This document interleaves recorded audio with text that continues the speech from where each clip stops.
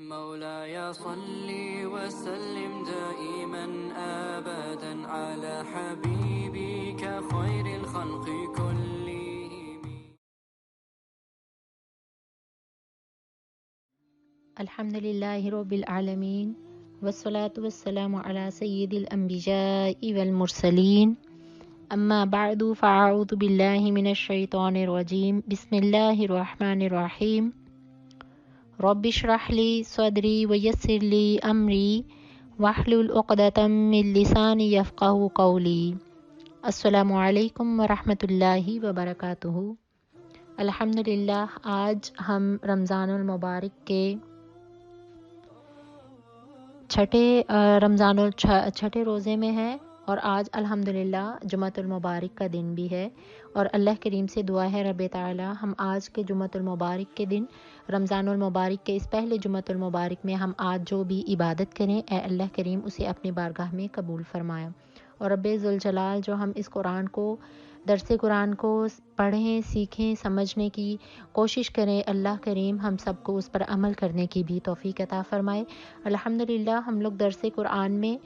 پارہ نمبر 4 پہ ہیں. آپ سب لوگ پارہ نمبر 4 کا 14 رکوع ہے سورۃ آل عمران کا، اس کو کھول لیجئے. آیت مبارکہ ہے 135. یہاں سے آج ہم شروع کریں گے.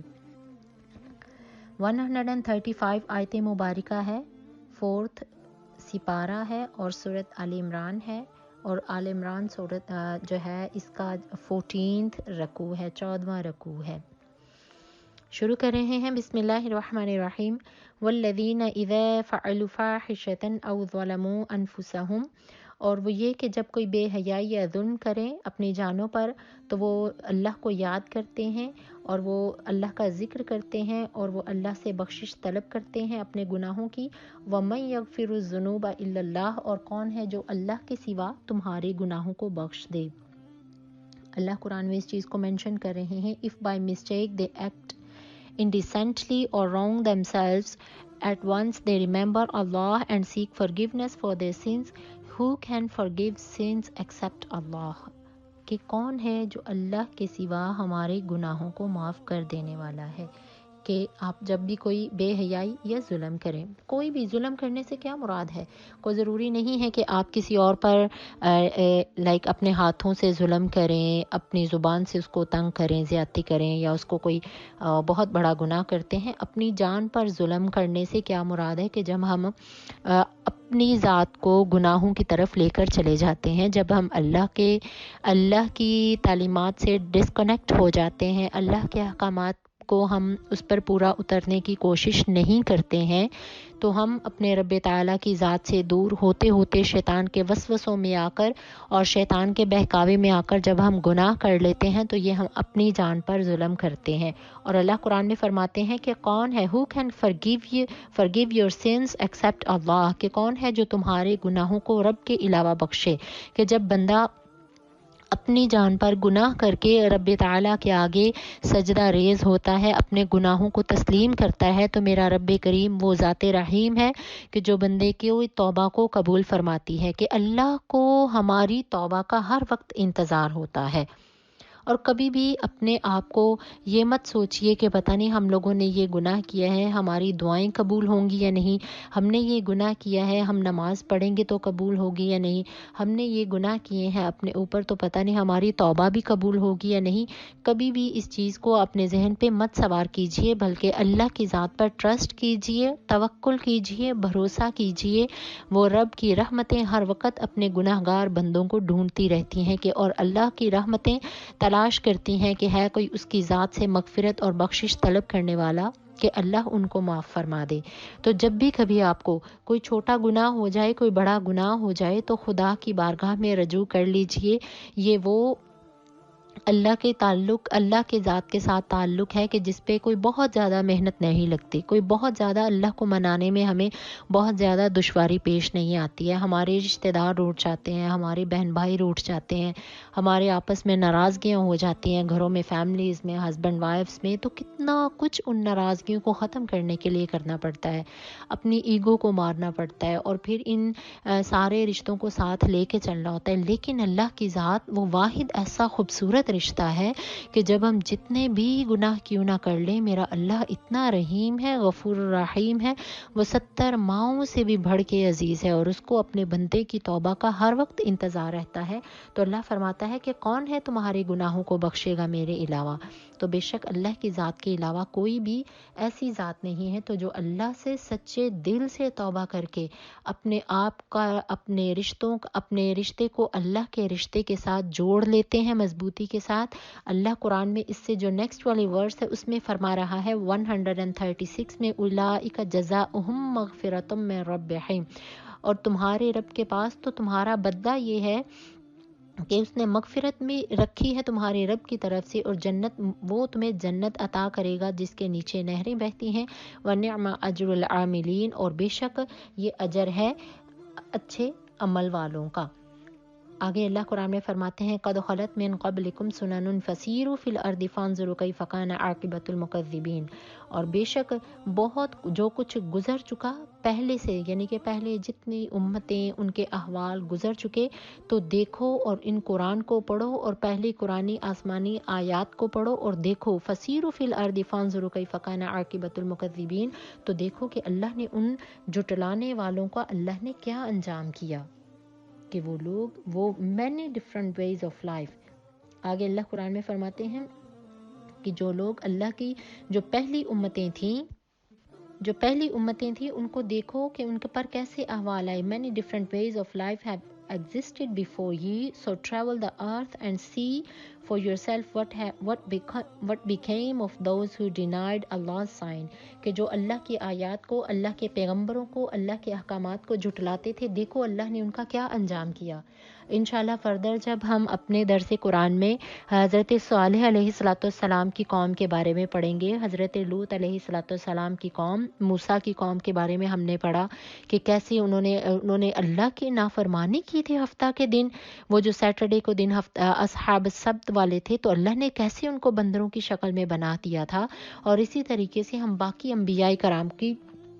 قوم لوط کو پڑھیں گے، قوم ہود کو انشاءاللہ ہم پڑھنے کی کوشش کریں گے، اور کہ اللہ نے قوم عاد ہے کیسے کیسے اللہ نے عذاب بھیج کے، اتنی بڑی قومیں تھیں، اللہ نے ان کو صفائے ہستی سے مٹا دیا۔ تو ہم بھی اتنے گناہ کرتے ہیں لیکن اللہ کریم ہمیں ہر بار مہلت عطا کر رہا ہے، اور یہ جو اس وقت جو ہم کووڈ-19 کی صورت میں اس آئسولیشن میں ہیں، خدا را اس کو اپنی زندگی کو پازیٹیولی ٹرن دے دیجئے۔ رمضان المبارک بھی ہے، آئسولیشن بھی ہے، بیماری کی، کرونا وائرس کی بیماری آزمائش کی صورت میں ہے، اس آزمائش کو اللہ کی طرف جوڑ لیجئے کہ اللہ کریم ہم نے اپنی زندگی میں بڑے گناہ کیے،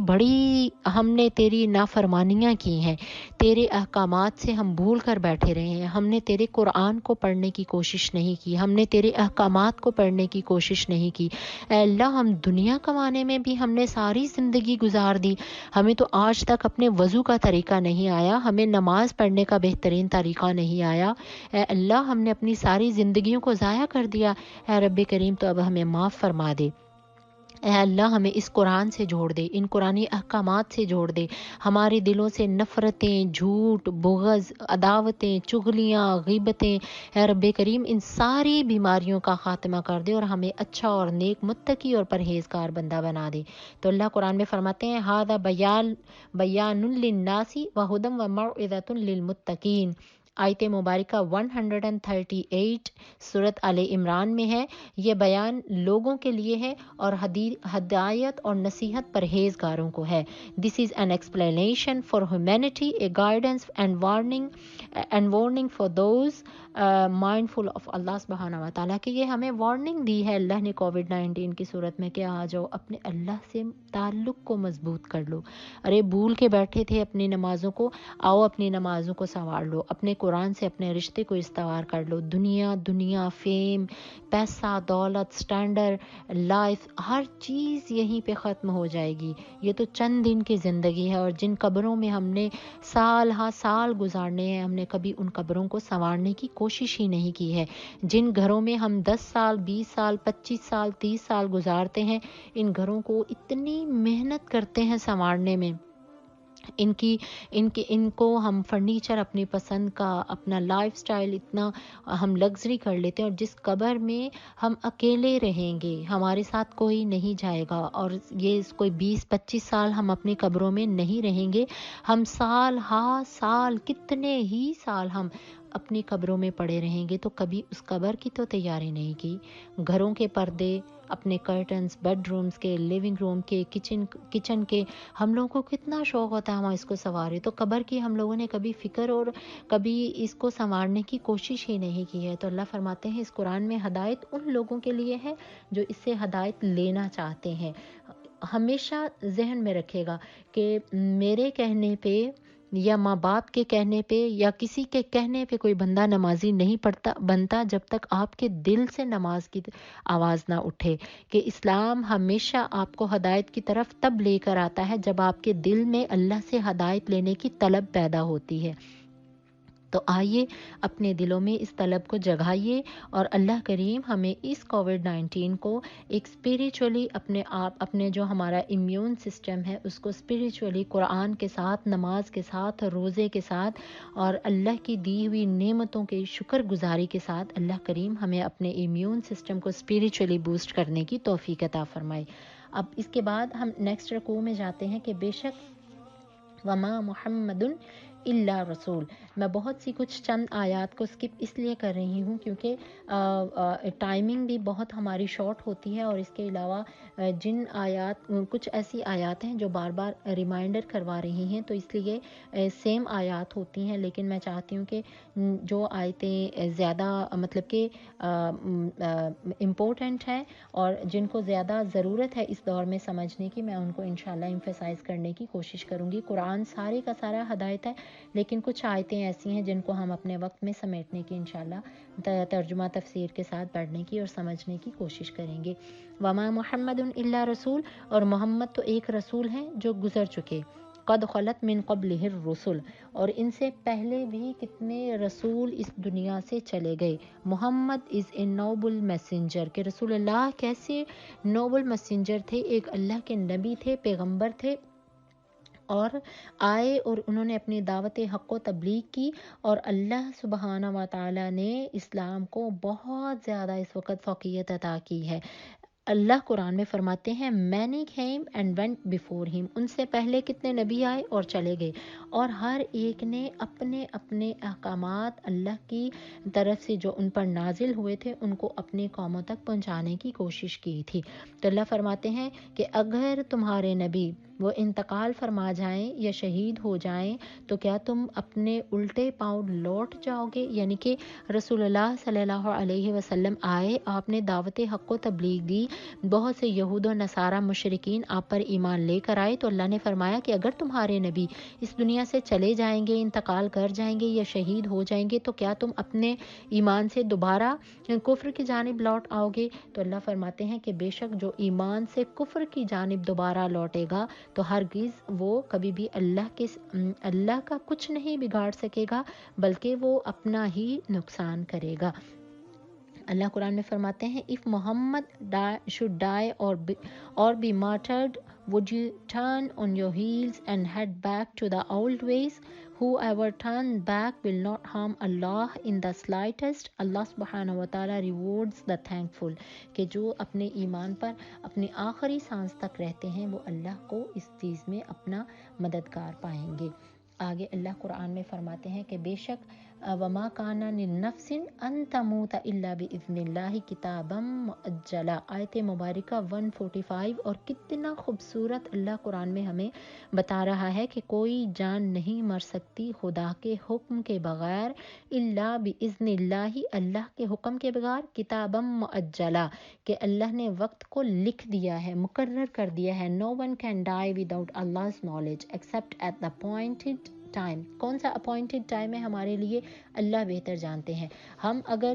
یہ کووڈ-19، یہ کرونا وائرس ہے، کوئی بھی بڑا وائرس ہے، کوئی بیماری ہے، کچھ بھی ہے، لیکن ہر انسان اپنے مقررہ وقت پر ہی اس دنیا سے جائے گا۔ تو اللہ فرماتے ہیں کہ ہر ایک کی موت کا وقت مقرر ہے، تو آپ کو چاہیے کہ آپ دنیا کے لیے اللہ کی اجر کو پائیں۔ وَمَن يُرِدْ ثَوَابَ الدُّنْيَا نُؤْتِهِ مِنْهَا، جو دنیا چاہتا ہے اللہ اسے دنیا دے دیتا ہے۔ کہ جو دنیا کے جس کو صرف دنیا سے رغبت ہوتی ہے کہ مجھے دنیا ملے، مال ملے، پیسہ ملے اور میری اچھی لگژری لائف ہو، ان کو قبر کی کوئی فکر نہیں. اللہ فرماتے ہیں میں ان کو پھر دنیا کے لیے رکھتا ہوں. وَمَن يُرِدْ ثَوَابَ الْآخِرَةِ نُؤْتِهِ مِنْهَا، اور جو چاہتے ہیں کہ انہیں آخرت میں اجر بہترین ملے تو اللہ فرماتے ہیں وَسَنَجْزِي الشَّاكِرِينَ، تو بے شک ہم بدلہ دیں گے شاکر لوگوں کو. اس کے بعد اللہ فرماتے ہیں کہ بے شک کچھ ایسے ہیں جو اپنے رب سے ایسے دعا کرتے ہیں ان قالوا ربنا اغفر لنا ذنوبنا. آیت مبارکہ 147 اور 148 کا ترجمہ ہے. اور کچھ ایسے ہیں کہ جو صرف اپنی دعاؤں میں یہی کہتے ہیں اے ہمارے رب ہمارے گناہوں کو بخش دیجئے، اور جو ہم نے اپنے کاموں میں زیادتیاں کی ہیں ان سے ہمیں بخش دیجئے، اور ہمیں اپنے کاموں میں ہمارے کاموں میں مدد کریں ثابت قدمی کے ساتھ. وانصرنا علی القوم الکافرین، اور ہمیں کافرین پر مدد دیجیے. فآتاہم اللہ ثواب الدنیا وحسن ثواب الآخرہ، تو دیا ان کو اللہ نے دنیا کا ثواب اور بہترین ثواب آخرت میں. واللہ یحب المحسنین، اور اللہ تو نیکوکار رکھتا ہے اپنے دوستوں کو. کہ اللہ سبحانہ و تعالیٰ فرماتے ہیں they prayed our Lord forgive our sins and any extravagance of ours، کہ جو بھی ہم نے زیادتیاں کی، ظلم کیے، گناہ کیے، جب بھی اللہ سے بخشش مانگنے پہ آتے ہیں، اللہ سے گناہوں کی بخشش طلب کرتے ہیں اور وہ دعا کرتے ہیں اے رب کریم make us steadfast and help us against the disbelievers. Allah granted them both the reward of this world and an excellent reward in the hereafter، کہ اللہ ان کو دنیا کے بھی بہترین اجر عطا فرماتا ہے اور ان کو آخرت میں بھی مؤمنین اور ایمان والوں کے لیے اللہ نے بہترین اجر اور ثواب رکھے ہوئے ہیں. آگے آ جائیے انشاءاللہ. جو نیکسٹ رکوع ہے 15 یا ایھا الذین آمنوا ان تطیعوا الذین کفروا، اے ایمان والو اگر تم نے پیروی کی کافروں کی تو وہ تمہیں لوٹا دیں گے تمہارے الٹے پاؤں، یعنی کہ تم ان کی جو احکامات ہیں اگر تم نے ان کی پیروی کی تو تمہارے دین اور ایمان میں وہ تمہیں کمزور کر دیں گے اور اپنی روایات کی طرف لے آئیں گے، اور بے شک اگر تم ان کی طرف پلٹ گئے تو تم نقصان والے میں سے ہو جاؤ گے. یہ احد کی جب جنگ احد ہوئی تھی تو بہت سے ایسے مسلمان تھے کہ جنہوں نے رسول اللہ صلی اللہ علیہ وسلم نے انہیں ایک جگہ پہ اپوائنٹڈ کیا تھا، لیکن وہ کافرین اور مشرکین کی وجہ سے انہوں نے ایک افواہ اٹھی تھی جنگ احد کے دوران کہ استغفر اللہ نعوذ باللہ رسول اللہ شہید کر دیے گئے ہیں. تو انہوں نے اللہ کے رسول نے ان کو ایک جگہ پر مورچے بنانے کے لیے اکٹھا کیا تھا، اور انہوں نے اسی خوف اور اسی بات کے جو یہ رومرز تھا اس میں آ کر اپنے مورچوں کو چھوڑ دیا تھا، اور انہوں نے کافرین کے پیچھے لگ کے تو اس جنگ میں مسلمانوں کو اللہ نے شکست دی تھی. تو اللہ فرماتے ہیں کہ بے شک اے ایمان والو اگر تم کافروں کی پیروی کرو گے، ایون آج بھی اگر ہم اس کنٹری میں رہ کے یا کہیں پہ بھی ہم اپنے کلچر کو، اپنی اسلامی روایات کو، اللہ کے بتائے ہوئے دین کو بھول کر اگر ہم کافرین کی پیروی کرتے ہیں تو اللہ فرماتے ہیں کہ بے شک تم نقصان میں ہو جاؤ گے. اور اس سارے رکوع میں اللہ سبحانہ و تعالیٰ جو ہیں وہ جنگ احد کے بارے میں ہی سارا واقعہ ڈیٹیل سے ہے. تو کہ جنگ احد کے دوران اللہ کے رسول نے کس طریقے سے انہیں اپوائنٹ کیا تھا اور کس طریقے سے کافروں نے مسلمانوں کو ان کی جگہوں سے اٹھا دیا تھا. پھر اس کے جو نیکسٹ رکوع ہے 17 یا ایھا الذین آمنوا لا تکونوا کالذین کفروا، اے ایمان والو ان لوگوں کی طرح نہیں ہونا جنہوں نے کفر کیا اور کہا اپنے بھائیوں کو جب وہ سفر کو نکلے یا جہاد میں گئے کہ اگر تم ہمارے پاس ہوتے تو تم نہیں مرتے اور نہ ہی تم قتل کیے جاتے، اس لیے کہ اللہ ان کے دلوں میں یہ حسرت رکھے. اور جان لو کہ اللہ واللہ یحیی و یمیت، کہ اللہ جسے چاہتا ہے زندہ رکھتا ہے اور جسے چاہتا ہے مار دیتا ہے. واللہ بما تعملون بصیر، اور بے شک اللہ سبحانہ و تعالیٰ ہی ہر ایک کام کو دیکھ رہا ہے. اس چیز کو اللہ قرآن میں فرماتے ہیں کہ ایمان والوں ان لوگوں کی طرح نہیں ہونا، یعنی کہ کچھ ایمان والے کچھ منافق ایسے بھی ہوتے تھے کہ جنگوں میں جانے کے لیے ہیلے اور بہانے تلاش کرتے رہتے تھے، ایکسکیوزز کرتے تھے کہ ہم بیمار ہیں، اور لیکن ان کو یہ بیماری نہیں ہوتی تھی بلکہ وہ یہ موت کے ڈر سے جنگوں میں نہیں جاتے تھے. اور ایون سم ٹائمز کوئی جو شہید ہو کر واپس آ جاتے تو ان کی فیملی میں منافقین جا کر کہتے کہ اگر یہ جنگ میں نہ جاتے تو آج شاید بچ جاتے. تو اللہ فرماتے ہیں کہ ہر ایک کا وقت مقرر موت کا طے کیا ہوا ہے، اور اللہ جس کو چاہتا ہے مارتا ہے اور جس کو چاہتا ہے زندہ رکھتا ہے۔ تو جان لو کہ اللہ ہی ہر ایک چیز کو دیکھنے والا ہے۔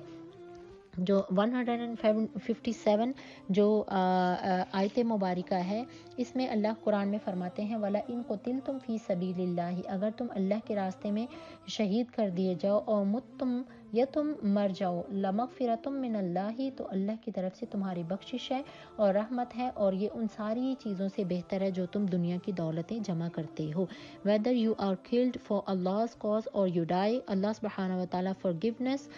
Allah's forgiveness and kindness are far better than what can be amazed. If you die or get killed, you will certainly be gathered before Allah subhanahu wa ta'ala. کہ اگر ہم کسی بھی طریقے سے ہماری موت ہے تو بے شک اللہ قرآن میں فرماتے ہیں اگر تم شہید ہوتے ہو تو یہ تو بہت ہی درجہ ہے، جیسے کہ ہم نے سورۃ البقرہ میں پڑھا ہے شہید ہونے کے شہادت کے کتنے درجے ہیں۔ اس کے بعد یہ بھی سارے رکوع میں اللہ سبحانہ و تعالیٰ کافرین اور مسلمانوں کی جو جنگ ہے اس کے بارے میں سارا ڈیٹیل سے واقعہ ہے۔ اس کے بعد ہم لوگ آگے چلیں گے، آیت مبارکہ ہے 169، اور نہ گمان کرو نے جو قتل ہوئے خوراک خدا میں۔ آیت مبارکہ 169، وَلَا تَحْسَبَنَّ الَّذِينَ، یہاں سے شروع ہو رہی ہے، اور نہ گمان کرو انہیں جو قتل ہوئے اللہ کی راہ میں، امواتاً مردہ، بل احیاء بلکہ وہ زندہ ہیں، عند ربہم یرزقون، وہ اپنے اللہ کے ہاں رزق پاتے ہیں، اور اللہ نے ان پر جو اسے دیا ہے انعام وہ اس پر خوش ہیں اور ان کے لیے خوشیاں منا رہے ہیں، اور وہ لم یلحقوا ربہم من خلفہم، اور جو ان سے پہلے بھی ملے اور پچھلے بھی ملے، اللہ خوف علیہم ولا ہم یحزنون، اور ان پر کسی بھی قسم کا کوئی بھی غم اور کوئی بھی خوف نہیں ہے۔ اب یہ اللہ دوبارہ سے شہادت کے درجے کو قرآن میں فرما رہے ہیں کہ وہ لوگ جو ان کو کبھی بھی گمان نہیں کیجیے، those killed in Allah's way، یعنی کہ جو مارٹرڈ ہوتے ہیں، don't consider them dead، کہ ان کو آپ کبھی بھی یہ مت گمان کریں کہ وہ ڈیڈ ہیں، rather they are alive، وہ زندہ ہوتے ہیں، ان کی روحیں جو ہوتی ہیں، جیسے کہ رسول اللہ صلی اللہ علیہ وسلم کی حدیث مبارکہ ہے کہ شہید کی روح کو نکال کر سبز پرندوں کی صورت میں اللہ سبحانہ و تعالیٰ جنت میں بہترین مقام عطا کرتا ہے، اور وہ سبز پرندے جنت میں رزق بھی کھاتے ہیں اور جہاں چاہیں وہ سیر کرتے ہیں۔ تو اللہ فرماتے ہیں کہ ان کو مردہ نہ کہو جو میری راہ میں شہید کر دیے جائیں، بلکہ وہ زندہ ہیں، delighting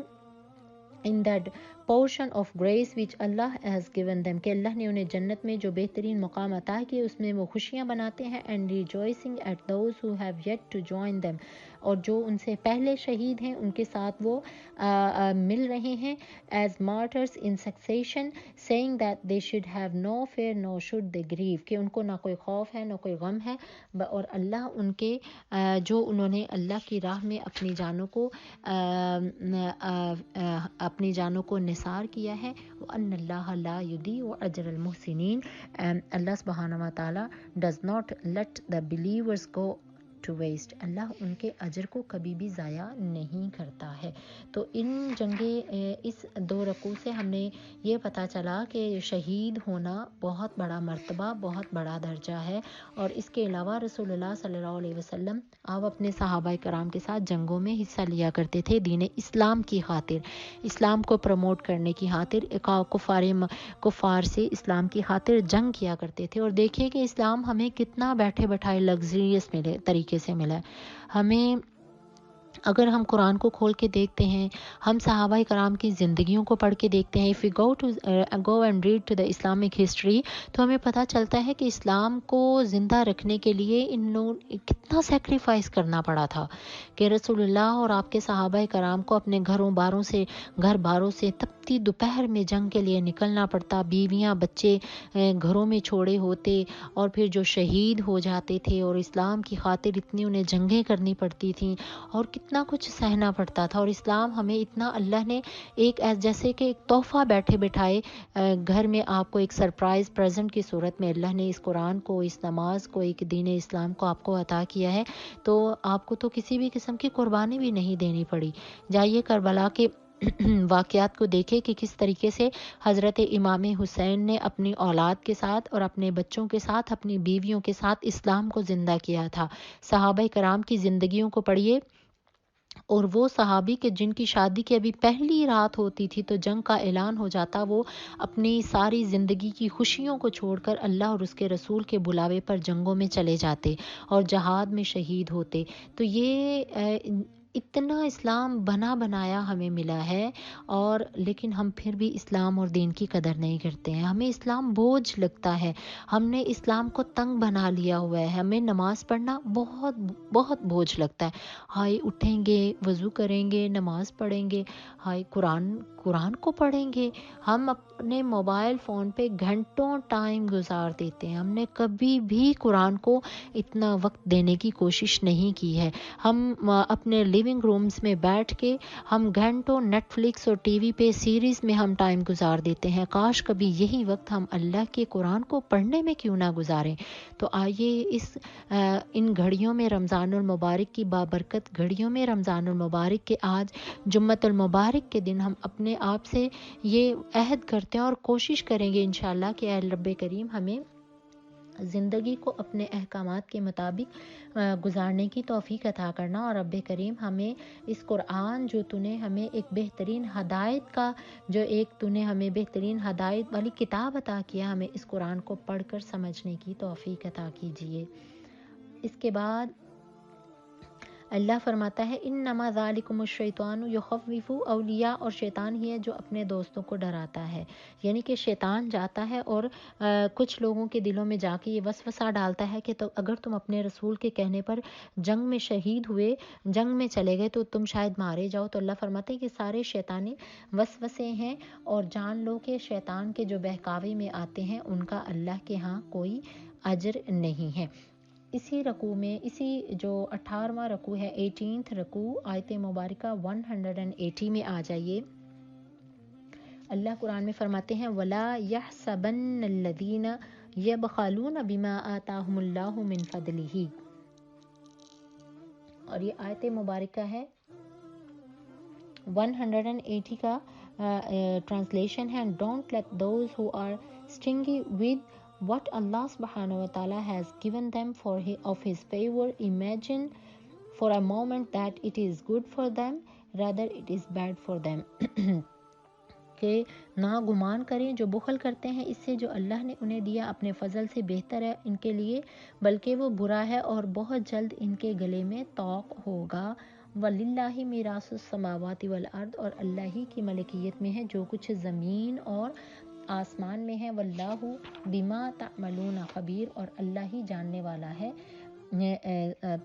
جو تم اعمال کرتے ہو۔ اب اس آیت مبارکہ میں وَلَا يَحْسَبَنَّ الَّذِينَ يَبْخَلُونَ بِمَا آتَاهُمُ اللَّهُ، اور اگر اللہ نے تمہیں اپنی بارگاہ سے رزق عطا کیا ہے تو اس کو اللہ کی راہ میں خرچ کرو۔ یہ آیت مبارکہ ہمیں اس طرف انڈیکیٹ کر رہی ہے کہ ہمیں چاہیے کہ ہم اللہ کے دیے ہوئے رزق میں سے اللہ کی بارگاہ میں خرچ کریں۔ اللہ قرآن میں فرماتے ہیں اس آیت مبارکہ میں سَيُطَوَّقُونَ مَا بَخِلُوا بِهِ یوم القیامہ، اور اگر تم اپنے رزق میں بخل کرتے ہو، بخل سے مراد کہ تم گریڈی ہو جاتے ہو، صدقہ زکوٰۃ خیرات نہیں کرتے کہ میرا مال کم نہ ہو جائے، تو قیامت کے دن یہی تمہارے گلوں میں طوق ڈالے جائیں گے، یعنی کہ جو دولت ہے۔ On judgment day they will be made to weigh the wealth they hoarded as collar around their necks، کہ آپ کے یہی جو مال و دولت ہے آپ کے گلے میں طوق بننے کی صورت میں، یعنی کہ ایک توق ایسی چیز ہے جو کہ اللہ کریم جو اللہ کے دیے ہوئے مال کو اس دنیا میں خرچ نہیں کرتے، ایک سانپ کی صورت میں، ایک جانور کی صورت میں یہی جو مال ہے ان کے گلوں میں ڈال دیے جائیں گے قیامت کے دن۔ تو اللہ فرماتے ہیں کہ بے شک پھر ان سے کہا جائے گا کہ یہ تمہارا وہی مال ہے جس کو تم اللہ کے کہنے پہ اس کے راستے میں خرچ نہیں کرتے تھے، تو آؤ آج دیکھو کہ اللہ نے کیسے تمہیں اس چیز کا بدلہ دیا ہے۔ اور اگر جان لو کہ اللہ ہی کی ملکیت میں زمین اور آسمان کی ملکیت ہے، اور بے شک اللہ جانتا ہے جو تم دنیا میں کام کرتے ہو۔ تو ہمیں چاہیے کہ ہم اللہ کے دیے ہوئے رزق میں بھرپور انداز میں اللہ کی رضا کے لیے صدقہ کریں، خیرات کریں، زکوٰۃ دیں، اور اس عمل سے اپنے آپ کو اللہ کے اور قریب کریں۔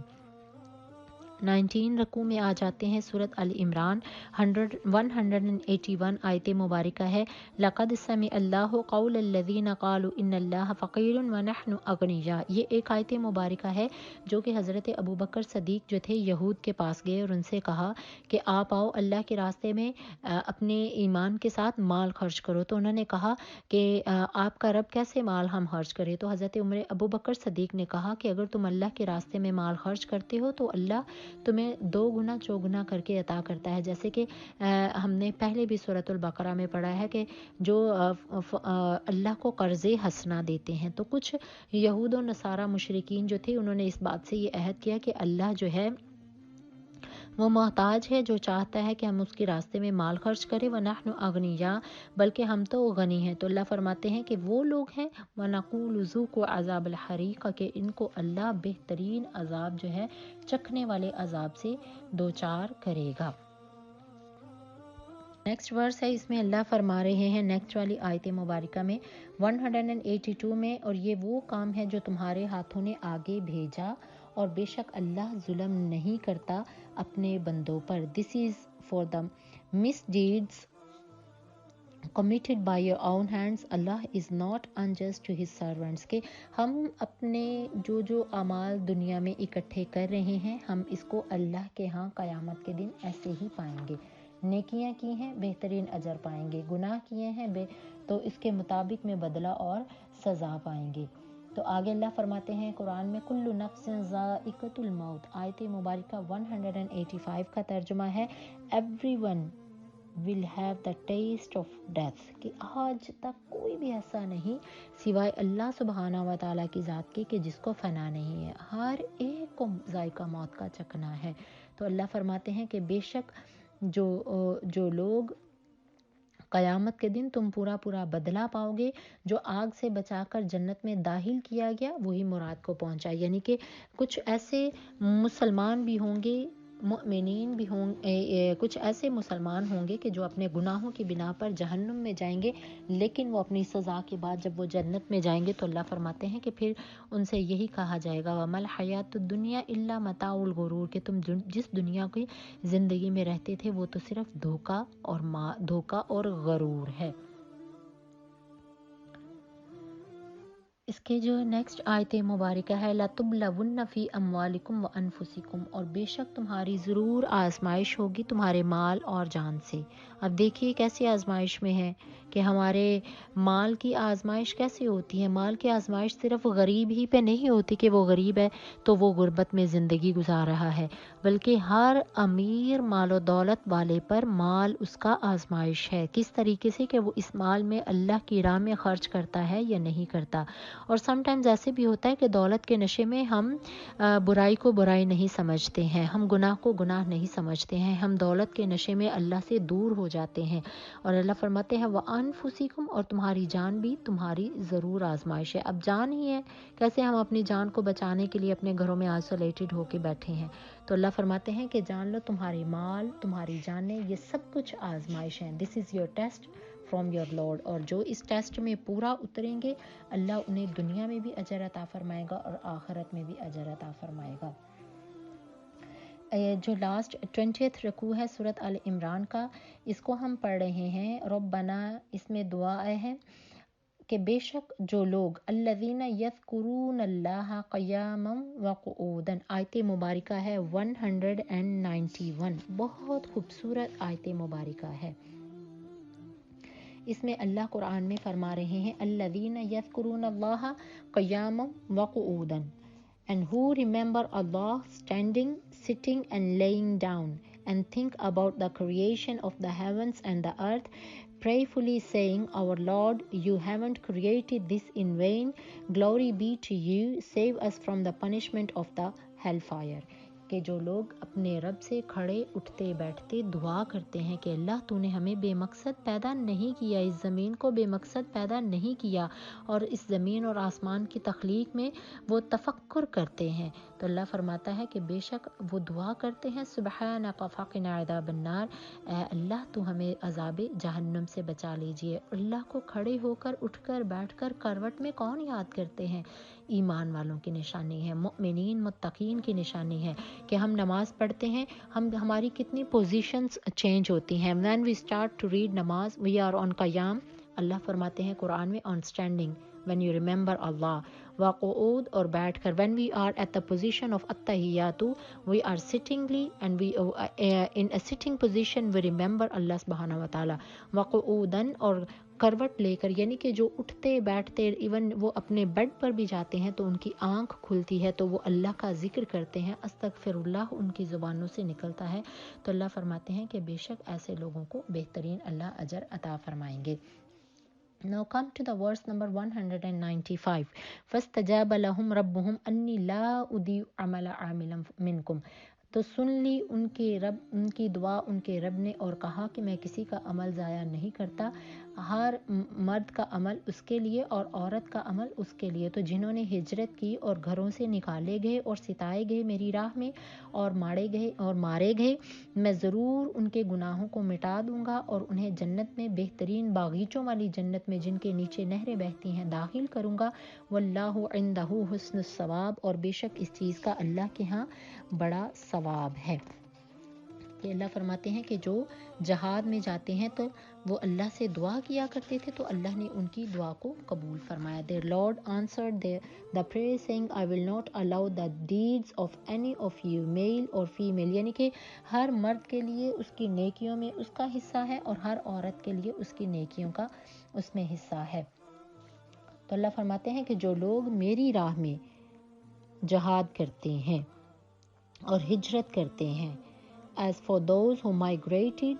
those expelled from their homes, those who suffered in my way, those who fought, and those who were killed, I will certainly delete their evil deeds and I will certainly admit them into gardens beneath which rivers flow. This is their reward from Allah and Allah gives the best reward۔ اور اللہ سے بہتر کون اجر دینے والا ہے، کہ بے شک جو پرہیزگار ہیں اللہ نے ان کے لیے بہترین انعامات اور اجر عطا کیے ہیں۔ آگے اللہ قرآن میں جو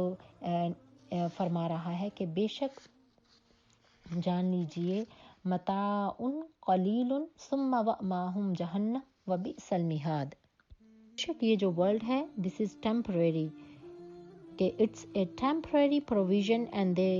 final home will be hell۔ کن لوگوں کا؟ کافرین کا، کہ کافرین جو ہے جتنا مرضی اپنی زندگیوں کو سنبھال لیں، وبئس المہاد، اور وہ بری جگہ میں پہنچیں گے جو کہ لوٹنے والی ہے۔ متاع قلیل، تھوڑی دیر رہیں گے، ٹیمپریری یہ ورلڈ ہے۔ ہمیں کبھی بھی اپنی دنیا کو سنوارتے اپنی آخرت سے غفلت اختیار نہیں کرنی چاہیے، اور جو اللہ پر ایمان رکھتے ہیں اللہ فرماتے ہیں میں نے ان کے لیے جنت کے بہترین باغات رکھے ہیں، وما عند اللہ خیر للابرار۔ آیت مبارکہ 198 کا ترجمہ ہے کہ اللہ سبحانہ وتعالی فرما رہا ہے کہ جو لوگ مجھ پر یقین رکھتے ہیں اللہ سبحانہ وتعالی ان کو خیر للابرار، بہترین اجر عطا فرمائیں گے۔ یا ایھا الذین آمنوا اصبروا وصابروا، اے ایمان والو صبر کرو، کہ بلیورز بی پیشنٹ۔ اسکالرز کہتے ہیں کہ ایمان کے بعد ایمان لانے کے بعد جو سب سے بہترین عمل ہے وہ اخلاق ہے، اور اخلاق میں جو سب سے زیادہ ٹاپ پرائیورٹی پہ جو چیز ہے وہ آپ کا صبر ہے، کہ صبر انسان کو اللہ کے بہت قریب کرتا ہے۔ صبر کے بڑے درجے ہیں، کوئی آپ کے ساتھ زیادتی کرے صبر کر لیجئے، کوئی غصہ کرے صبر کر لیجئے، ہر چیز کا معاملہ اللہ کے سپرد کر دیجئے، تو دیکھیے اللہ ایک تو آپ کو صبر کا اجر عطا فرمائے گا، اور انشاءاللہ اللہ تعالیٰ جو آپ کے ساتھ زیادتی کرتے ہیں اللہ خود ان کے بدلے میں آپ کا مددگار ثابت ہوگا۔ اللہ قرآن میں فرماتے ہیں اے ایمان والو believers be patient, encourage each other to be patient, be disciplined، اپنے آپ کو سنوار لیجئے۔ کیسے سنوارنا ہے؟ اپنے آپ کو گناہوں سے پاک کر کے اپنے ایمان کی اور نیکیوں کی طرف لے کر آنا ہے۔ ورابطوا، and be mindful of Allah subhanahu wa ta'ala so that you are successful. اور اللہ سے توکل کیجئے، اللہ پر بھروسہ کیجئے اور اپنے آپ کو، اپنے رابطوں کو، اپنے تعلقات کو اللہ سے مضبوط کیجئے، لعلکم تفلحون، تاکہ تم کامیاب ہو جاؤ۔ نیکسٹ ہم سورۃ النساء شروع کر رہے ہیں جو سورۃ النساء ہے۔ دس سورت واز ریویلڈ ان مدینہ اور a period of 18 months after the battle of Uhud. جب ہم نے ابھی جنگ احد کے واقعات پڑھے ہیں، اس کے بعد یہ مدینہ المنورہ میں سورۃ النساء نازل ہوئی تھی رسول اللہ صلی اللہ علیہ وسلم پر۔ اس صورت میں اللہ نے بہت سے احکامات عورتوں کے لیے، اس کو سورۃ النساء، عورت اس کا معنی ہے، اس میں بہت سے ایسے احکامات اللہ نے اتارے ہیں، اور موسٹلی جو ہے اس میں جو اللہ نے اس صورت میں جو ریولیشنز ہے ڈسکس فیملیز ایشوز ہیں، اور اس کے علاوہ وڈو کے بارے میں، جو ڈیورسڈ لیڈیز ہیں ان کے بارے میں جو مارٹرڈ ہو جاتی ہیں، یا جن کے جو Muslims they were martyred and leaving behind them orphans, widow and creating a crisis in families، ان کے بارے میں جو جنگوں میں یعنی کہ عورتیں قیدی کر کے لائی جاتی تھیں، ان کے بارے میں اللہ نے سارے کے سارے احکامات نازل فرمائے ہیں۔ اور اس میں جہاد کے بارے میں بھی ہے، اور اسی طریقے سے عورتوں کے حق مہر کے بارے میں ہے، وڈو عورت کے بارے میں، بیوہ عورت کے بارے میں، طلاق یافتہ عورت کے بارے میں بہت سے احکامات ہیں۔ بہت زیادہ میں فردر ان کی ایکسپلینیشن میں جانے کی کوشش نہیں کروں گی، کیونکہ یہ جتنے بھی یہ جو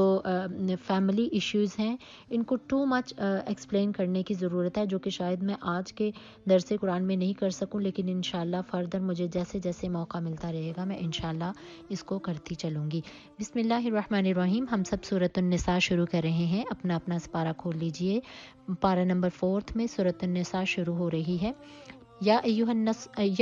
الناس اتقوا ربکم الذی خلقکم من نفس واحدہ، اے لوگو اللہ سے ڈرو جس نے تمہیں بنایا اور پھر ایک جان سے جوڑے بنائے، اور پھر اس سے کئی مرد اور عورت بنائے۔ جیسے کہ میں پہلے مینشن کر چکی ہوں کہ حضرت آدم علیہ السلام کو اللہ نے کریٹ کیا، پھر اللہ نے حضرت حوا علیہ السلام کو بنایا، اور پھر ان سے ان کی اولاد میں ان کی ذریت کو بہت زیادہ اللہ نے ان کے ورجالن، آگے اللہ فرماتے ہیں کثیر و نساء، کے بہت سے مرد اور عورتوں کو پیدا کیا۔ اب ہمارے مائنڈ میں یہ بھی کبھی کویسچن آ سکتا ہے کہ حضرت آدم اور حوا علیہ السلام، ایڈم اینڈ ایوا، کیونکہ وہ دونوں ہسبینڈ وائف تھے، تو ان کی جو اولادیں تھیں وہ بہن بھائی تھے، اور اتنے زیادہ بہن بھائی تو نہیں ہو سکتے نا دنیا میں۔ تو اسکالرز کہتے ہیں کہ حضرت آدم اور حوا سے قریباً 40 کے قریب بچے پیدا ہوئے تھے، لیکن ان سے پھر آگے نسلیں اور جنریشنز اور اتنی کثیر تعداد میں کیسے لوگ بنے کہ ان کے ہاں حضرت آدم علیہ السلام کے ہاں صبح بھی بچوں کی پیدائش ہوتی تھی، اور رات کے ٹائم پہ بھی ان کے ہاں بچوں کی پیدائش ہوتی تھی۔ تو پھر ایسا سلسلہ تھا، اسکالرز کہتے ہیں کہ جو صبح بچے پیدا ہوتے تھے ان کو شام کے ساتھ پیدا ہونے والے بچوں میں ان میں آپس میں شادی کروا دی جاتی تھی، پھر جب وہ شادی ہوتی تھی ان کی اولادیں ہوتی تھی، پھر ان کی اولاد سے اولاد ہوتی تھی۔ تو اس طریقے سے اللہ نے اس سلسلے کو بہت زیادہ اسپریڈ کر دیا، اور بہت سے اللہ نے مرد اور عورت پیدا کیے۔ اس کے بعد ہم آ رہے ہیں سیکنڈ آیت مبارکہ میں، وَآتُوا الْیَتَامَ أَمْوَالَهُمْ، اور یتیموں کو دو ان کے مال کے۔ کون سے یہ یتیم ہیں؟ یعنی کہ جن کے باپ شہید ہو جاتے تھے جنگوں میں، اور ان کے جو مال تھے ان کے جو لائک انکلز، جو فیملی ممبرز، جو ریلیٹیوز ہوتے تھے، وہ ان کے مال کی طرف آتے تھے۔ تو اللہ فرماتے ہیں کہ یتیموں کو ان کے مال دے دو، اور وَلَا تَتَبَدَّلُوا الْخَبِيثَ بِالطَّيِّبِ، اور خبیث مال پاک مال سے نہیں بدلو۔ وَلَا تَأْكُلُوا أَمْوَالَهُمْ إِلَىٰ أَمْوَالِكُمْ، اور نہ ہی ان کے یتیموں کے مال کو اپنے مال میں ملا کر کھاؤ۔ إِنَّهُ كَانَ حُوبًا كَبِيرًا، کہ بے شک یہ بہت بڑا گناہ ہے۔ Give the orphans in your care their belongings and do not swap their quality belongings for poor ones, nor misuse their wealth by merging it with yours، کہ ان کے مال کو اپنے مال میں نہیں کرو، تبدیل نہیں کرو، مکس نہیں کرو، بلکہ جو یتیموں کا حق ہے وہ یتیموں کو دے دو۔ کہ اسی طریقے سے ایون آج کے دور میں بھی بہت سی ایسی فیملیز ہیں کہ ہمیں ایون اپنی سوسائٹی میں اپنے معاشرے میں دیکھنا پڑتا ہے کہ بہت سے ایسے ہیں کہ جن کے باپ دنیا سے چلے جاتے ہیں، ان کے بچے یتیم ہو جاتے ہیں، تو وہ اپنے چچا تایا ایسے لوگوں کی کفالت میں آ جاتے ہیں، لیکن دولت اور زمین کے لالچ میں وہ اپنے بھتیجوں کو پورا حق نہیں دیتے، تو اللہ اس چیز کو سختی سے ناپسند فرماتا ہے۔ Now come to the next word، آیت مبارکہ ہے 3 وَإِنْ خِفْتُمْ أَلَّا تُقْسِطُوا فِي الْيَتَامَى، اور اگر تمہیں خوف ہو کہ تم انصاف نہیں کر سکو گے یتیم لڑکیوں میں تو نکاح کرو جو تمہیں پسند آئے، یعنی کہ یتیم لڑکیوں میں اگر تمہیں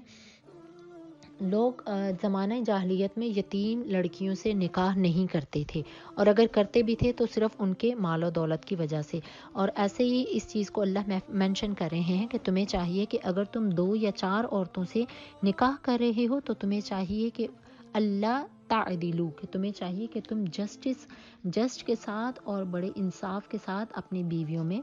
قائم رکھ سکو۔ آگے جو اس کے بعد والی ورس ہے اس میں اللہ حق مہر کے بارے میں، یعنی کہ جیسے ہم لوگ ہمارے الحمدللہ اسلامک جو نکاح ہوتے ہیں ان میں جو حق مہر ہے اس کے بارے میں، وَأْتُوا النِّسَاءَ صَدُوقَاتِهِنَّ نِحْلَةً، اور عورتوں کو ان کے حق مہر خوشی سے دے دیں، یعنی کہ آپ کی شادی ہو گئی ہے تو اگر آپ کی عورت آپ کا حق مہر لینا چاہتی ہے تو آپ کو چاہیے کہ آپ کو اس کو خوشی سے دیں، یہ اس کا حق ہے۔ فَإِن تِبْنَ لَكُمْ عَنْ شَيْءٍ مِّنْهُ نَفْسًا فَكُلُوهُ هَنِيئًا مَرِيئًا، اور اگر وہ تمہیں اب خوشی سے اپنا حق مہر دیتی ہیں تو اس کو کھاؤ رچتا بچتا۔ یہ آیت مبارکہ 4 کا ترجمہ ہے۔ Give women their dowries as a marriage gift, however if they are kind and give you some of it back then take it and use it as you wish، یعنی کہ بہت لالچی طریقے سے اس حق مہر کو اگر وہ عورت معاف کرتی ہے آپ پہ تو بہت ہی اس کو لالچی طریقے سے کھاؤ پیو نہیں۔ ٹھیک ہے، اس کے بعد آگے وَابْتَلُوا الْيَتَامَى حَتَّى إِذَا بَلَغُوا النِّكَاحَ، اور یتیموں کی پرورش کرتے رہو یہاں تک کہ وہ نکاح کی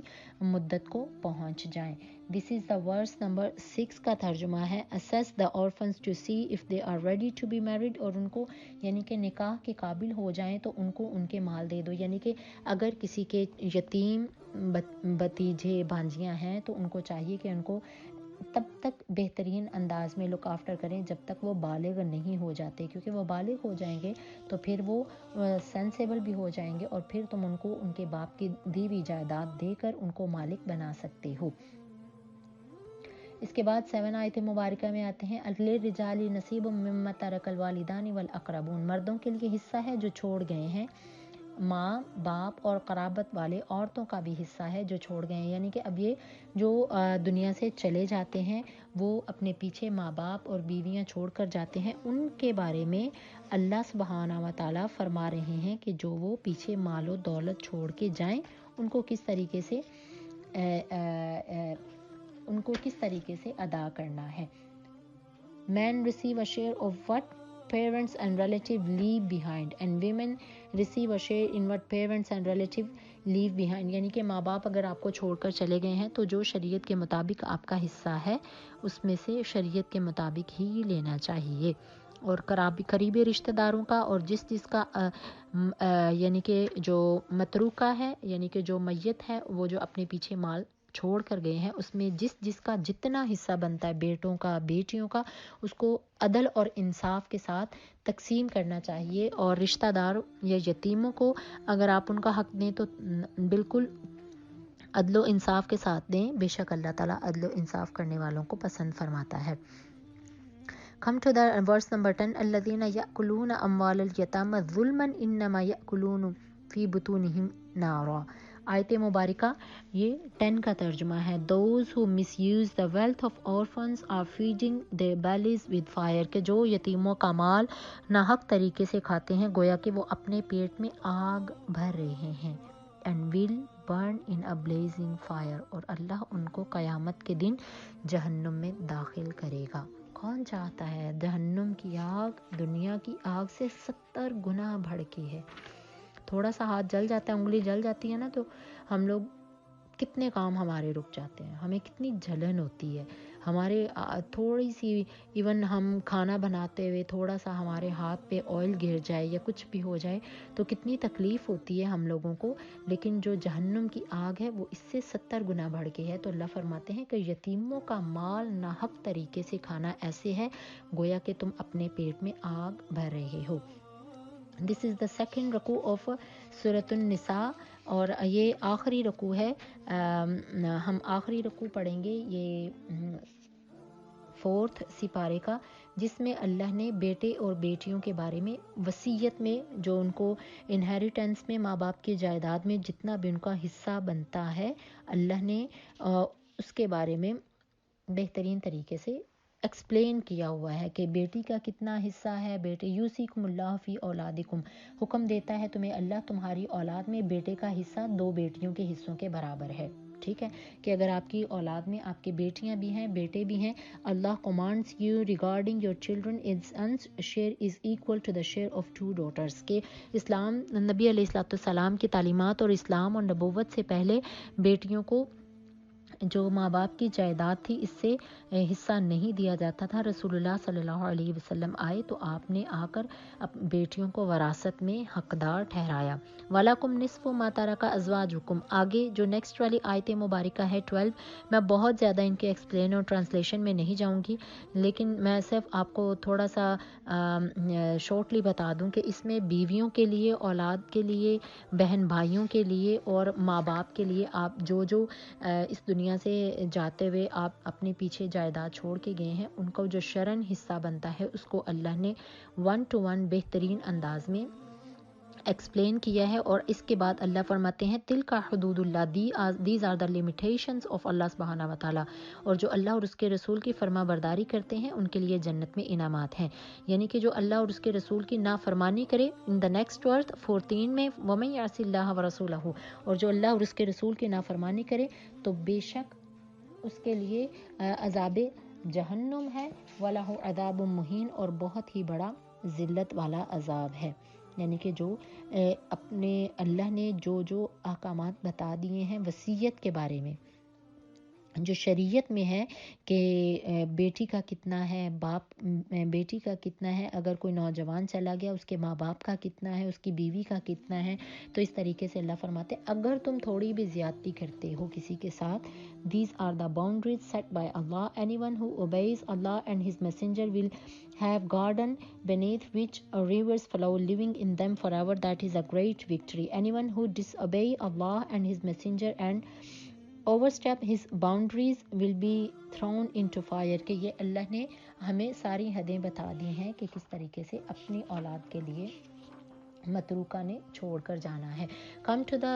نیکسٹ رکوع واللاتی یاتین الفاحشۃ، آیت مبارکہ 15 کا ترجمہ ہے، اور جو عورتیں بدکاری کریں اور ان کو چاہیے کہ تمہیں چاہیے کہ 4 گواہ لے آؤ، یعنی کہ جو عورتیں واللاتی یاتین الفاحشۃ، آیت مبارکہ 15 کا ترجمہ if any of your women commit adultery and there is testimony of 4 men against them، یعنی کہ اگر کسی مرد کو یہ شک ہے کہ اس کی بیوی جو ہے اس نے اڈلٹری کی ہے، کسی اور مرد سے اس کے ناجائز تعلقات ہیں، تو اس چیز کو اللہ نے قرآن میں مینشن کیا ہے کہ تمہیں چاہیے کہ پہلے کہ تم اس عورت کو سزا دو، تمہیں چاہیے کہ اس پر 4 مینس جو ہوں ان کی شہادت لے کر آؤ، تو پھر اگر وہ شہادت دیں تو پھر تمہیں چاہیے کہ تم ان عورتوں کو اپنے گھروں میں قید بند کر دو، اور بے شک اللہ ان کے لیے کوئی راستہ بنا دے۔ تو اللہ فرماتے ہیں کہ جو مرد واللذان یاتینہا منکم فآذوہما، اور جو مرد اور عورت زنا کریں یا برائی کریں تو تم انہیں تکلیف دو، فإن تابا وأصلحا، لیکن وہ اس کے بعد توبہ کرتے ہیں اور اپنے آپ کو سنوار لیتے ہیں تو بے شک وہ اللہ کو توبہ قبول کرنے والا مہربان پائیں گے۔ انما التوبات علی اللہ للذین یعملون السوء، بہت خوبصورت آیت مبارکہ ہے۔ Those who do wrong arrogantly then repent immediately can expect Allah to accept their repentance کہ جو اپنے آپ پر ظلم کرتے ہیں، کوئی زنا ہو گیا، کوئی برا کام ہو گیا، کوئی بدکاری کر لی، کوئی اللہ کے حدوں کی نافرمانی کر لی، تو اللہ فرماتے ہیں کہ ان کے لیے میری رحمتیں اور میرے فضل ان لوگوں کے لیے ہیں جو توبہ مانگنے والے ہیں۔ رسول اللہ صلی اللہ علیہ وسلم، آپ صلی اللہ علیہ وسلم نے فرمایا کہ میں more than 70 ٹائم میں اللہ سے ایک دن میں توبہ کرتا ہوں۔ اس کے بعد اللہ فرماتے ہیں کہ بے شک جو توبہ نہیں کرتے حتیٰ کہ گناہ کرتے کرتے ان کی موت آ جاتی ہے، تو اللہ فرماتے ہیں بے شک اولئک اعتدنا لہم عذابا علیما، یعنی کہ جو لوگ کبھی توبہ کی طرف رجوع ہی نہیں کرتے تو اللہ ان کو دردناک قسم کے عذاب میں مبتلا کر دیتا ہے۔ اس کے بعد جو ہے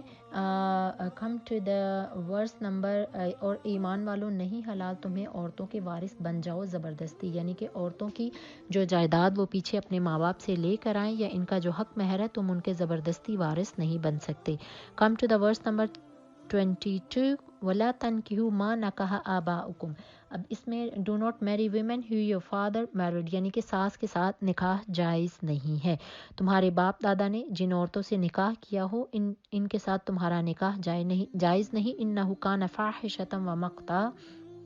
کہ بے شک یہ بہت ہی برائی والے اور برے کام ہیں، وَسَاءَ سَبِيلًا، اور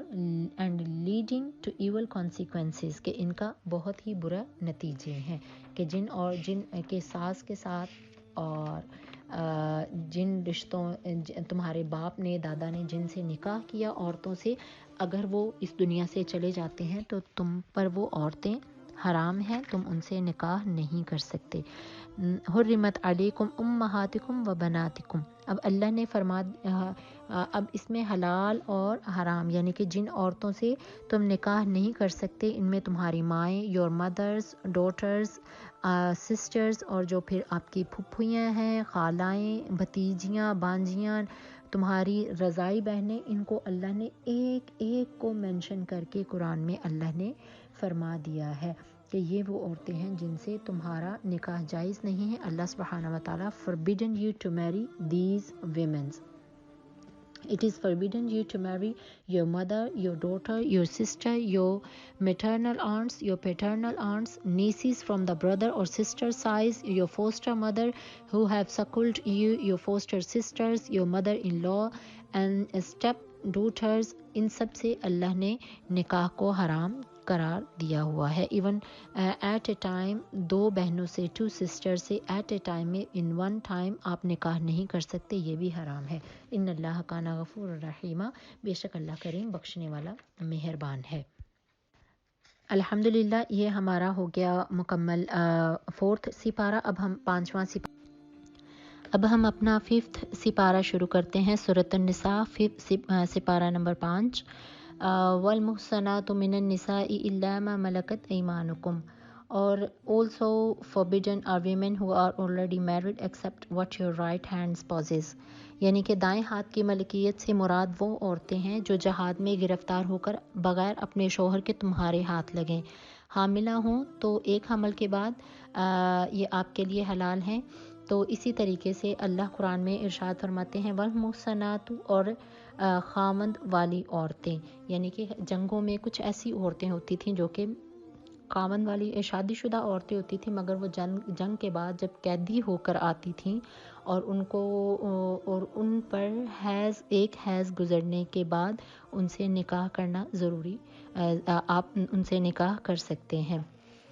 اس میں آگے اللہ قرآن میں فرماتے ہیں کہ بے شک فَمَسْتَمْتَعْتُمْ بِهِ مِنْهُنَّ فَأْتُوهُنَّ أُجُورَهُنَّ فَرِيضَةً، اگر تم اس چیز کی استطاعت رکھتے ہو کہ تم ان سے نکاح کرو تو تمہیں چاہیے کہ تم ان کو ان کا حق مہر پورا کا پورا ادا کرو۔ اب حق مہر کیا ہے کہ یہ شریعت میں جو حق مہر ہوتا ہے نکاح کے ٹائم پہ یہ واجب ہے۔ اس سے پہلے جو شریعت محمدی ہمارے نبی علیہ الصلوۃ والسلام کی شریعت میں یہ یہ مال کی صورت میں ہے، جبکہ اگر ہم پڑھیں گے اسٹوری حضرت موسیٰ علیہ الصلوۃ والسلام کی، تو جب ان کی شریعت میں یہ تھا کہ وہ خدمت کی صورت میں بھی ہوتا تھا، یعنی کہ جب انہوں نے حضرت شعیب علیہ الصلوۃ والسلام کی بیٹی سے نکاح کیا تھا تو حضرت شعیب نے ان سے کہا تھا کہ میں اپنی دونوں بیٹیوں میں سے ایک تمہارے نکاح میں دے دوں، اس پر کہ 8 سال تم میری خدمت کرو۔ لیکن پھر جب رسول اللہ صلی اللہ علیہ وسلم کی یہ شریعت آئی، قرآن آیا، تو اس میں مہر کے لیے مال ہی، یعنی کہ مال جو ہے وہ پیسے ہی شرط ہیں کہ آپ ان کو ان کا حق مہر دے دیں اور جتنا کہ آپ مقرر کر سکتے ہیں۔ وَمَن لَّمْ يَسْتَطِعْ مِنكُمْ طَوْلًا أَن يَنكِحَ الْمُحْصَنَاتِ، یہ آیت مبارکہ 25 کا ترجمہ: If anyone lacks the means to marry chaste,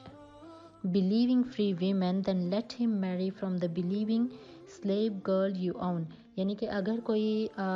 بندہ کے کسی آزاد عورت سے نکاح نہیں کر سکتا تو اسے چاہیے کہ وہ مومنہ سے نکاح کرے، لونڈی جو اس کی غلام ہوگی، مگر وہ اس کے مالک کی اجازت کے ساتھ وہ اس سے نکاح کر سکتا ہے۔ تو آگے اللہ فرماتے ہیں تو تمہیں چاہیے کہ تم بعض میں سے نکاح کرو ان کے مالکوں کی اجازت سے، اور حسب دستور ان کو ان کے مہر دے دو۔ اور بے شک اللہ تعالیٰ ان ساری چیزوں کو قرآن میں اچھے انداز میں مینشن کر رہے ہیں۔ یہ موسٹلی یہ والی آیات تب ہوتی تھی جب جنگیں ہوا کرتی تھی اور کافرین اور مشرکین کی عورتیں جو تھی وہ قیدی بن کے آتی تھی، اور ان کے ساتھ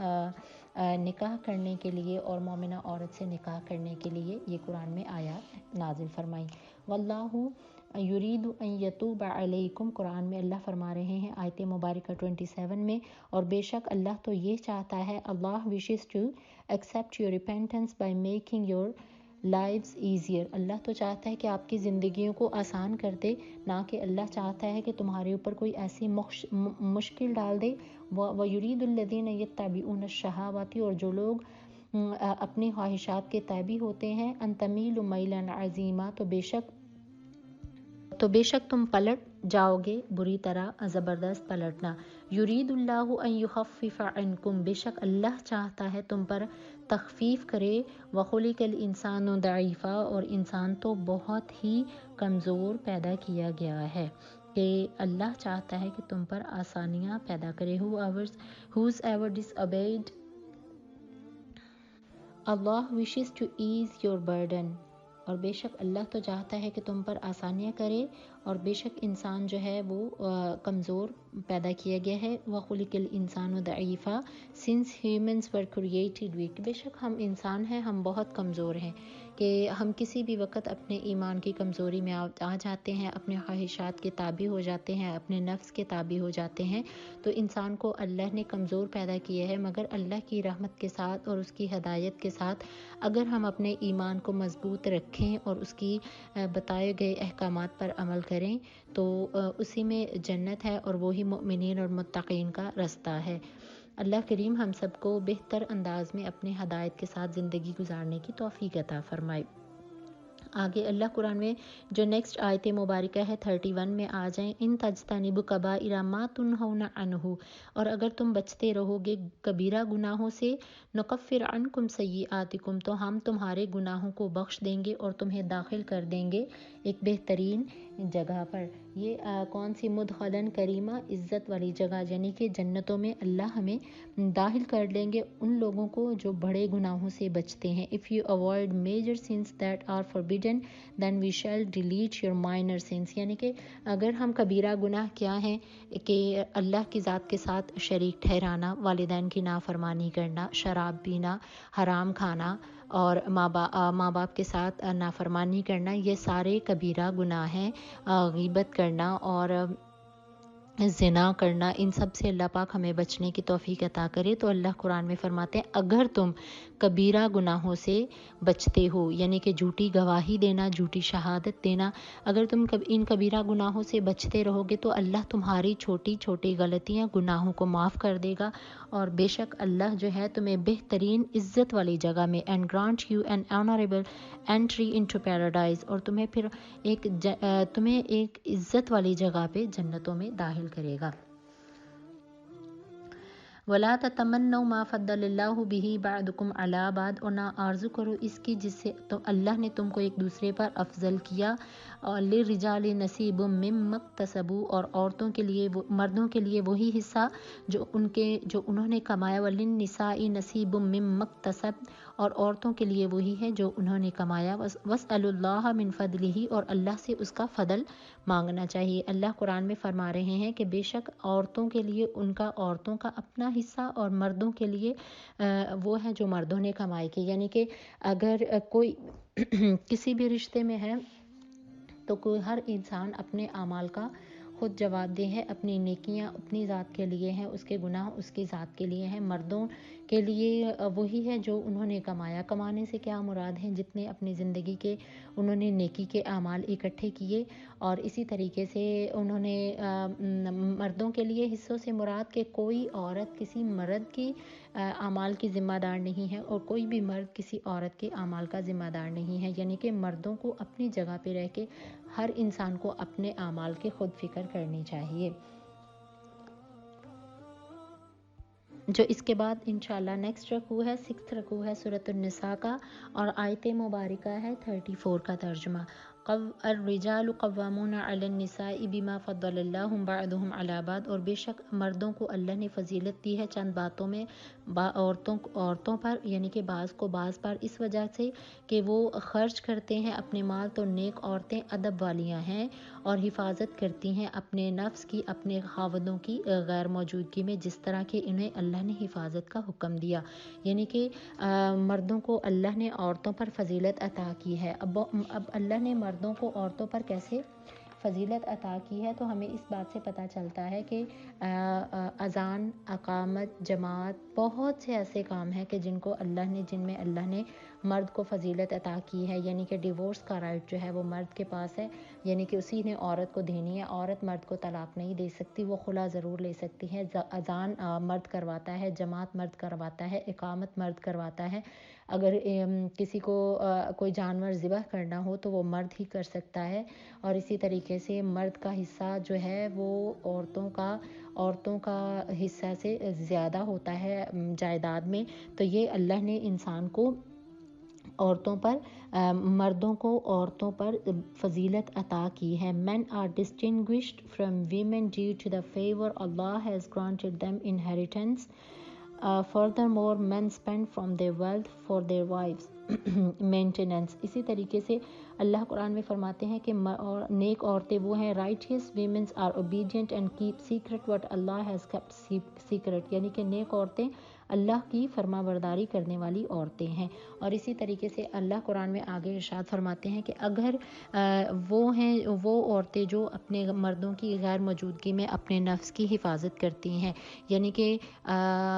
مردوں کی غیر موجودگی سے مراد اگر آپ بیٹی کی صورت میں ہیں، آپ کالج میں ہیں، آپ یونیورسٹی میں ہیں، آپ اپنے ماں باپ کی عزت کی محافظ ہیں، اور آپ کو چاہیے کہ اپنے نفس کی اور اپنے عزت کی حفاظت کیجیے. اگر آپ بیوی کی صورت میں ہیں تو آپ کو چاہیے کہ آپ اپنے مرد کی غیر موجودگی میں اپنے نفس کی حفاظت کیے رکھیں. اسی طریقے سے اس چیز کو اللہ نے قرآن میں بہتر انداز میں، بہت اچھے انداز میں فرما دیا ہے کہ تمہیں چاہیے کہ تم اپنی عزت کی خود حفاظت کرو.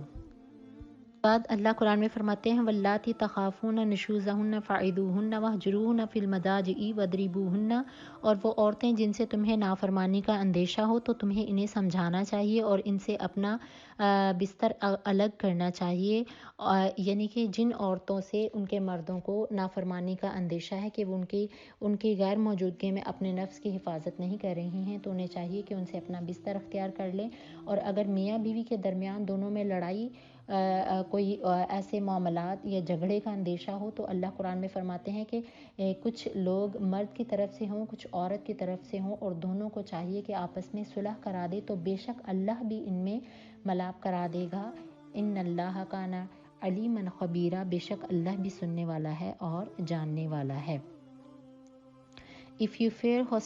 hostility between husband and wife, then appoint a mediator from his family and one from her family. When both try sincerely to reconcile them, Allah subhanahu wa ta'ala will certainly bring about reconciliation between them. Allah is the knower and aware.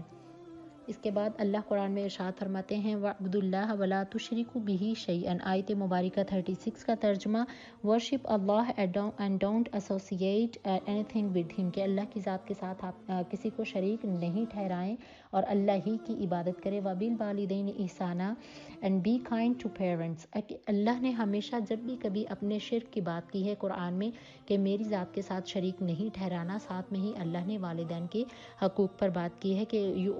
اللہ نے ہمیشہ یہی حکم دیا قرآن میں be kind to your parents, کہ اپنے والدین کے ساتھ حسن سلوک کیجیے۔ وَبِذِی الْقُرْبَى وَالْیَتَامَى وَالْمَسَاکِینِ، اپنے قریبی رشتہ داروں کے ساتھ، to your relatives, to orphans، to the needy، to those neighbors you know well and to those you don't۔ اور یعنی کہ قریبی ہمسائے اور دور کے ہمسائے۔ قریبی ہمسائے سے مراد آپ کے جو نیکسٹ ڈور نیبرز ہیں، اور جو دور کے ہمسائے ہیں ان سے مراد ہے کہ اگر آپ کسی اسٹریٹ یا روڈ یا کسی ایسے چھوٹی سی بستی میں ہیں تو جو آپ کے دور کے ہمسائے ہیں ان کے ساتھ بھی اچھا سلوک کرنا چاہیے۔ اور رسول اللہ صلی اللہ علیہ وسلم نے بھی ہمیشہ ہمسایوں سے بہتر سلوک کرنے کی تلقین فرمائی ہے۔ اس کے بعد وہ قرآن میں آتا ہے کہ وابن السبیلی، اور مسافروں کے ساتھ، ٹریولرز جو ہیں ان کے ساتھ اچھا سلوک کریں۔ وما ملکت ایمانکم and to the slaves that your right handed possess، یعنی کہ جو غلام لونڈیاں آپ کے گھروں میں ہیں ان کے ساتھ بہتر سلوک کریں۔ ان اللہ لا یحب من کان مختالا فخورا، اللہ ڈسلائک the arrogant and the boastful، کہ اللہ پسند نہیں کرتا ان لوگوں کو جو اکڑ کر اور اترانے والے اور شیخی مارنے والے، اللہ ایسے لوگوں کو محبت نہیں کرتا۔ تو دیکھیے کہ اترانے والے اور اپنے آپ پر فخر کرنے والے، اپنے تکبر جو ہوتا ہے یہ کسی بھی صورت میں اللہ کو پسند نہیں ہے۔ تکبر چاہے مال کا ہے، دولت کا ہے، خوبصورتی کا ہے، آپ کو اپنے اسٹیٹس کا ہے، اپنی جاب کا ہے، اپنے گھر کا ہے، اپنی اولاد پر ہے، اللہ کو تکبر اور بڑائی مارنے والے، شیخی مارنے والے، اترا کر چلنے والے کسی بھی صورت میں پسند نہیں ہے۔ رسول اللہ صلی اللہ علیہ وسلم نے بھی ایسے کام کرنے سے ہمیں منع فرمایا ہے کہ اگر تم میں کوئی ایسا کام جو تمہارے اندر تکبر آ جائے تو تمہیں اس سے گریز کرنا چاہیے اور اس سے بچنا چاہیے۔ بے شک اللہ بھی ایسے لوگوں سے محبت نہیں کرتا۔ الذین یبخلون یأمرون الناس بالبخل، اور جو لوگ خود بھی بخل کرتے ہیں۔ بخل کرنے سے مراد کہ جو لوگ خود بھی اللہ کے راستے میں مال خرچ نہیں کرتے ہیں اور انگریٹفل جو ہوتے ہیں، یعنی کہ اللہ کی بلیسنگز کو، جو اللہ نے ان کو نعمتیں عطا کی ہیں ان کو چھپا کر اور جمع جوڑ کے رکھتے ہیں اور اللہ کی راہ میں خرچ نہیں کرتے ہیں، تو اللہ فرماتے ہیں کہ بے شک وہ لوگ جو خود بھی بخل کرتے ہیں اور لوگوں کو بھی بخل کرنے کا کہتے ہیں اور وہ چھپاتے ہیں اللہ کی نعمتیں جو اللہ نے انہیں اپنے فضل سے عطا کی ہیں، وَأَعْتَدْنَا لِلْكَافِرِينَ عَذَابًا مُهِينًا، اور بے شک اللہ نے کافرین کے لیے ذلت والا عذاب تیار کر رکھا ہے۔ And those who are miserly and advise others to be miserly, hiding his favors that Allah has blessed with them, for the ungrateful we have prepared a humiliating punishment۔ اللہ نے ان کے لیے ذلت والا عذاب، یعنی کہ قیامت کے دن ذلت والا عذاب ان کے لیے تیار کر رکھا ہے۔ اب اس آیت مبارکہ جو ہم نے پڑھی ہے کہ سب سے پہلے اللہ نے فرمایا ہے کہ تمہیں چاہیے کہ اپنے ماں باپ کے، میری ذات کے ساتھ شریک نہیں ٹھہراؤ اور اپنے ماں باپ کے ساتھ حسن سلوک کرو۔ رسول اللہ صلی اللہ علیہ وسلم کی مسلم شریف میں حدیث ہے کہ جس نے اپنے بوڑھے ماں باپ کو پایا یا ان میں سے ایک کو پایا اور ان کی خدمت نہیں کی تو بے شک وہ جنتی نہیں ہے، یعنی کہ جس نے اپنے بوڑھے ماں باپ کو پایا اور ان میں سے ایک کو پایا اور وہ جنتی ہو گیا، یعنی کہ اس نے اپنے ماں باپ کے ساتھ بہتر اور بہترین سلوک کیا۔ اور رشتہ داروں کے ساتھ بھی، قرابت داروں والوں کے ساتھ بھی اللہ نے بہترین سلوک کا حکم دیا ہے۔ اور اس کے ساتھ وبذی القربیٰ، رشتہ داروں کے ساتھ حسن سلوک کرنے کا، حضرت سلمان بن عامر رضی اللہ تعالیٰ عنہما سے روایت ہے کہ رسول اللہ صلی اللہ علیہ وسلم نے فرمایا مسکین کو صدقہ دینا ایک صدقہ ہے اور رشتہ دار کو صدقہ بھی دینا ہے اور صلہ رحمی بھی کرنی ہے، یعنی کہ رشتہ داروں کے لیے رسول اللہ نے فرمایا کہ اچھا سلوک اپنے رشتہ داروں سے کرنے سے تمہاری عمر دراز ہوتی ہے، تمہارا رزق وسیع ہوتا ہے۔ اور اس کے بعد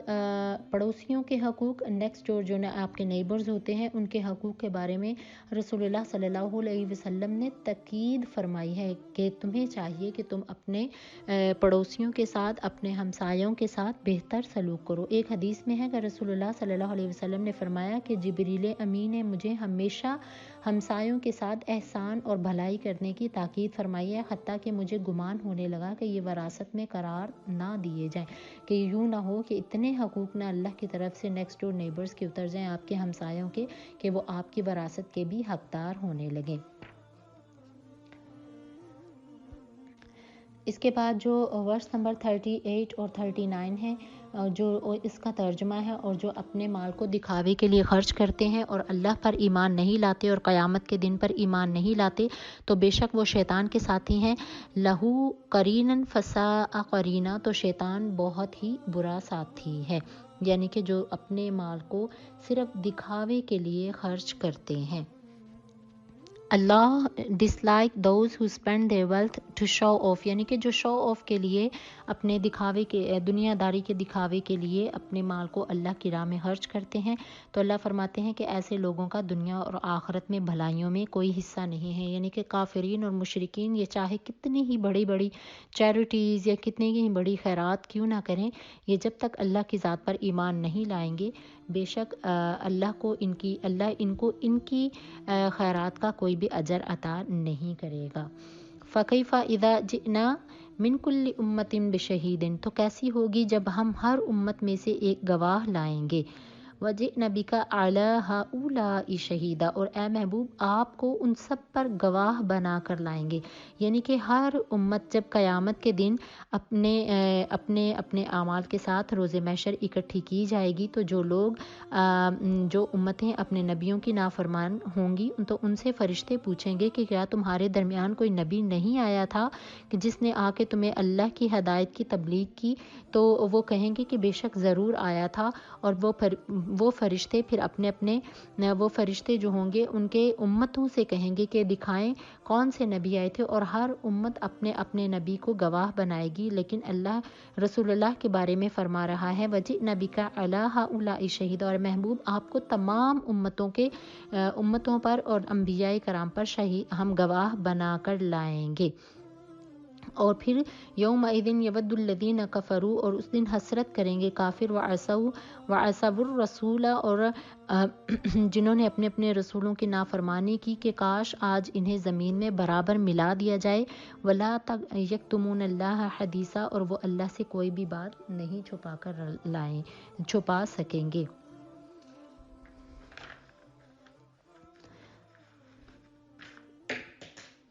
یا ایھا الذین آمنوا لا تقربوا الصلاۃ وانتم سکارى، اور اے ایمان والو نشہ کی حالت میں نماز کے قریب نہیں جاؤ جب تک کہ اتنا ہوش نہ ہو کہ جو تم کہہ رہے ہو اسے تم سمجھ رہے ہو۔ اللہ قرآن میں فرما رہے ہیں کہ اگر آپ نشے کی حالت میں ہیں تو آپ نماز کے قریب نہیں جائیں۔ او بلیورز، اے ایمان والو، believers don't come to the prayer while you are drunk until you know exactly what are you saying، یعنی کہ آپ نماز میں اگر سورۃ الفاتحہ پڑھ رہے ہیں تو آپ کو اتنا سینس ہونا چاہیے کہ آپ سورۃ الفاتحہ پڑھ رہے ہیں، یعنی کہ نشہ کی حالت میں نماز جائز نہیں ہے جب تک کہ ہوش نہیں آئے کہ آپ کیا کہہ رہے ہیں اور کیا اس کو سمجھ رہے ہیں۔ آگے اللہ قرآن میں فرماتے ہیں وَلَا جُنُبًا إِلَّا عَابِرِي سَبِيلٍ حَتَّى تَغْتَسِلُوا، اور نہ ہی ناپاکی کی حالت میں بغیر نہائے مگر مسافری میں، یعنی کہ مسافری کی حالت میں یا کوئی بیماری کی حالت میں ہے کہ وہ نہانے پر قادر نہیں ہے تو اس کو چاہیے کہ اور اس کو اگر وہ قضائے حاجت سے ہو یا اپنی عورتوں سے انہوں نے تعلقات رکھے ہوں اور وہ پانی نہیں پائیں، تو اللہ فرماتے ہیں قرآن میں فَلَمْ تَجِدُوا مَاءً، اگر وہ پانی میسر نہیں ہے ان کے لیے، فَتَيَمَّمُوا صَعِيدًا طَيِّبًا، تو انہیں چاہیے کہ پاکیزہ مٹی سے تیمم کریں، فَامْسَحُوا بِوُجُوهِكُمْ وَأَيْدِيكُمْ، اور اپنے منہ اور ہاتھوں کا مسح کر لیں، بے شک اللہ معاف کرنے والا اور بخشنے والا ہے۔ یعنی کہ وہ لوگ ایمان کی حالت میں ہیں، ایمان والوں کے لیے ان سے کہا گیا ہے کہ نشے کی حالت میں آپ نماز کے قریب نہیں جائیں، اور اگر آپ مسافر ہیں یا بیماری کی حالت میں ہیں اور تم میں سے کسی کو قضائے حاجت ہو یا اپنی عورتوں سے تعلق بنایا ہو، تو اگر تم پانی لے کر پاک نہیں ہو سکتے تو تمہیں چاہیے کہ تم تیمم کر لو. When you are in the state of major ritual impurity, except when on a journey until you have bathed yourself. However, if you are ill or on a journey, or if you have relieved yourself or had sexual intercourse with your spouse and you cannot find water, then purify yourself with some clean sand, wiping your face and forearms. Allah is pardoner, forgiver. کہ اگر آپ کو پانی میسر نہیں ہے تو آپ پاکیزہ مٹی سے اپنے ہاتھوں اور مسح کا تیمم کر لو، تو بے شک اللہ کو بخشنے والا مہربان پائیں گے. یعنی کہ نماز پڑھنے کے لیے، پاک ہونے کے لیے آپ کو سب سے زیادہ انٹینشن کی ضرورت ہے، اور اگر آپ کو پانی کی سہولت میسر نہیں ہے یا آپ سفر میں ہیں یا بیماری کی حالت میں ہے کہ آپ پانی آپ کی باڈی کو ٹچ کریں گے تو آپ کو اور تکلیف ہوگی، تو آپ کو چاہیے کہ پاکیزہ مٹی سے تیمم کر لیں اور آپ نماز پڑھ سکیں اور پاک ہو جائیں. آگے قرآن میں اللہ فرما رہے ہیں 48 آیت مبارکہ میں، ان اللہ لا یغفر ان یشرک بہ ویغفر ما دون ذلک لمن یشاء، اور بے شک اللہ اسے کبھی بھی نہیں بخشے گا جو اللہ کی ذات کے ساتھ شریک ٹھہراتا ہے، کہ اللہ کبھی بھی ایسے لوگوں کی بخشش نہیں کرے گا جو اللہ کی ذات کے ساتھ شریک ٹھہراتے ہیں. اللہ does not forgive those who associate anything with him, but he forgives anything less than that for whomever he pleased. یعنی کہ اللہ اس کے علاوہ کوئی کتنا ہی گناہ گار کیوں نہ ہو مگر ایمان والا ہو تو وہ بخشا جائے گا، اور اللہ خود اس کو قیامت کے دن بخشش عطا کریں گے، خواہ وہ کتنا ہی بڑا گناہ گار کیوں نہ ہو مگر ایمان والا ہو. Now come to the verse number 51 and 52. أَلَمْ تَرَ إِلَى الَّذِينَ أُوتُوا نَصِيبًا مِنَ الْكِتَابِ يُؤْمِنُونَ بِالْجِبْتِ وَالطَّاغُوتِ وَيَقُولُونَ لِلَّذِينَ كَفَرُوا هَؤُلَاءِ أَهْدَىٰ مِنَ الَّذِينَ آمَنُوا سَبِيلًا. آیت مبارکہ 51 کی ٹرانسلیشن ہے، کیا تم نے انہیں نہیں دیکھا جنہیں کتاب کا کچھ حصہ ملا، وہ بتوں اور طاغوت کو یعنی کہ شیطان کو مانتے ہیں اور کافروں کو کہتے ہیں کہ تم لوگ زیادہ ایمان والے ہو. اولئک الذین لعنہم اللہ، اللہ ایسے لوگوں پر لعنت کرتا ہے. ومن یلعن اللہ فلن تجد له نصیرا، تو وہ اور جس پر اللہ لعنت کرے تو کبھی بھی وہ اپنا مددگار نہیں پائے گا. یعنی کہ جو لوگ اپنے مذہب کو، اپنے دین کو دین اسلام سے بڑا سمجھتے ہیں اور اپنے بتوں کی پوجا کرتے ہیں اور کفر کو اسلام سے افضل جانتے ہیں، تو اللہ تعالیٰ کی طرف سے ایسے لوگوں پر لعنت ہے. اور اللہ قرآن میں فرماتے ہیں اور جن لوگوں پر اللہ کی لعنت ہو تو بے شک وہ کبھی بھی قیامت کے دن اپنا مددگار نہیں پائیں گے. Allah has cursed them, and anyone curse Allah's curse, you will find no helper for him. کہ اللہ ان پر کوئی بھی نظر رحمت نہیں کرے گا.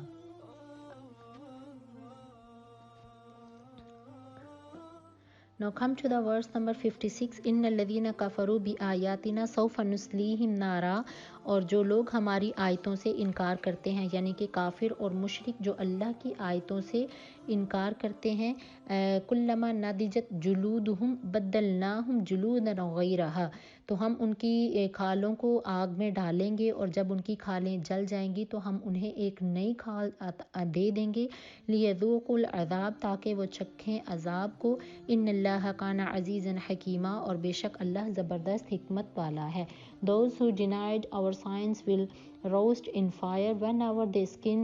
falls off, we will replace it with fresh skin so they may taste the torment. Allah is almighty and wise. یعنی کہ اللہ قرآن میں فرماتے ہیں کافر اور مشرکین جو اللہ کی ذات کے ساتھ شریک ٹھہراتے ہیں اور اللہ کی قرآن کی آیتوں کا انکار کرتے ہیں اور آسمانی کتابوں کا انکار کرتے ہیں، تو اللہ قرآن میں فرماتے ہیں یہ منکر ہے میری آیات کے، ان کو میں جہنم میں ڈال دوں گا قیامت کے دن، اور قیامت کے دن جب انہیں جہنم میں ڈال دیا جائے گا تو ان کی جو سکن ہے، جو کھال ہے، وہ جل جائے گی اور ان کو دوبارہ سے فریش سکن دے دی جائے گی، اور تاکہ وہ اور ان کو کہا جائے گا اب چکھو یہ قیامت کا عذاب. ان اللہ کان عزیزا حکیمہ، بے شک اللہ جو ہے